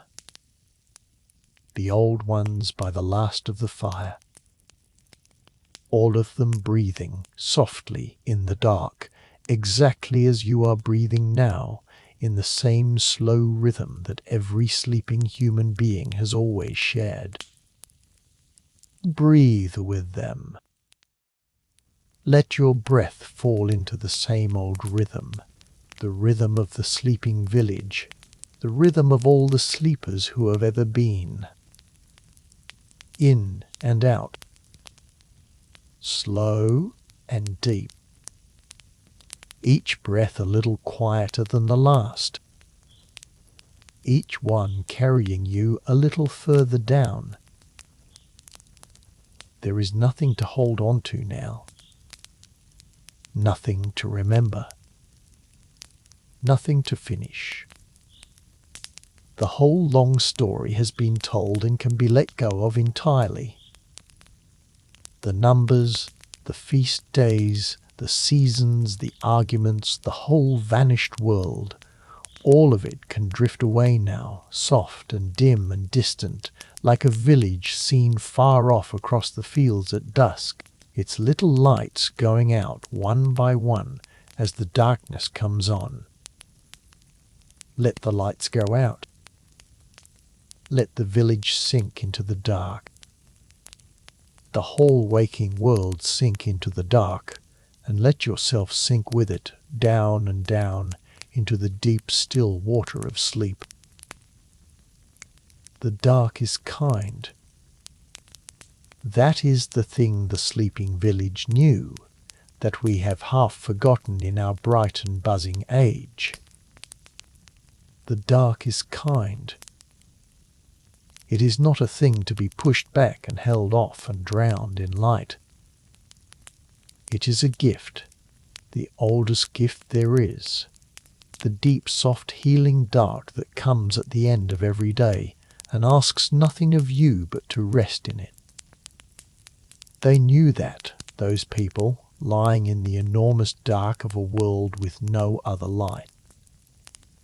They gave themselves to it, without fear, night after night, and it held them and healed them and gave them back to the morning. And it will hold you too tonight, exactly the same way, if you will only give yourself to it, and let it, and stop holding on. So stop holding on. Let the day go, all the way. Let the light go. Let the story go. Let your body grow heavy, and your breathing grow slow, and the dark grow deep and kind around you. There is nothing left now but the rest, the deep old rest that has waited faithfully at the end of every day since the beginning of the world, the rest that held the sleeping village, the rest that is yours tonight, freely, wholly, forever yours. Sink into it. Let it take you. Let it carry you down, gentle and slow, all the way down into sleep. And as you go down, let me leave you with the gentlest of the thoughts we found tonight to rest in as you sleep. It is this: rest is not something you have to earn. Never was. The sleeping village taught us that, across all the centuries, with its feast days that came whether or not the work was done, and its long winters that asked almost nothing, and its Sundays that fell every week like clockwork, only there was no clock. Their rest was simply given, built into the shape of the world, as much a part of the year as the harvest and the spring. And your rest is given too, tonight, the same way, built into the shape of the day, coming round faithfully at the close of it, whether or not you finished all you meant to finish, whether or not you feel you have earned it. You have not stolen this rest. You have not fallen behind by taking it.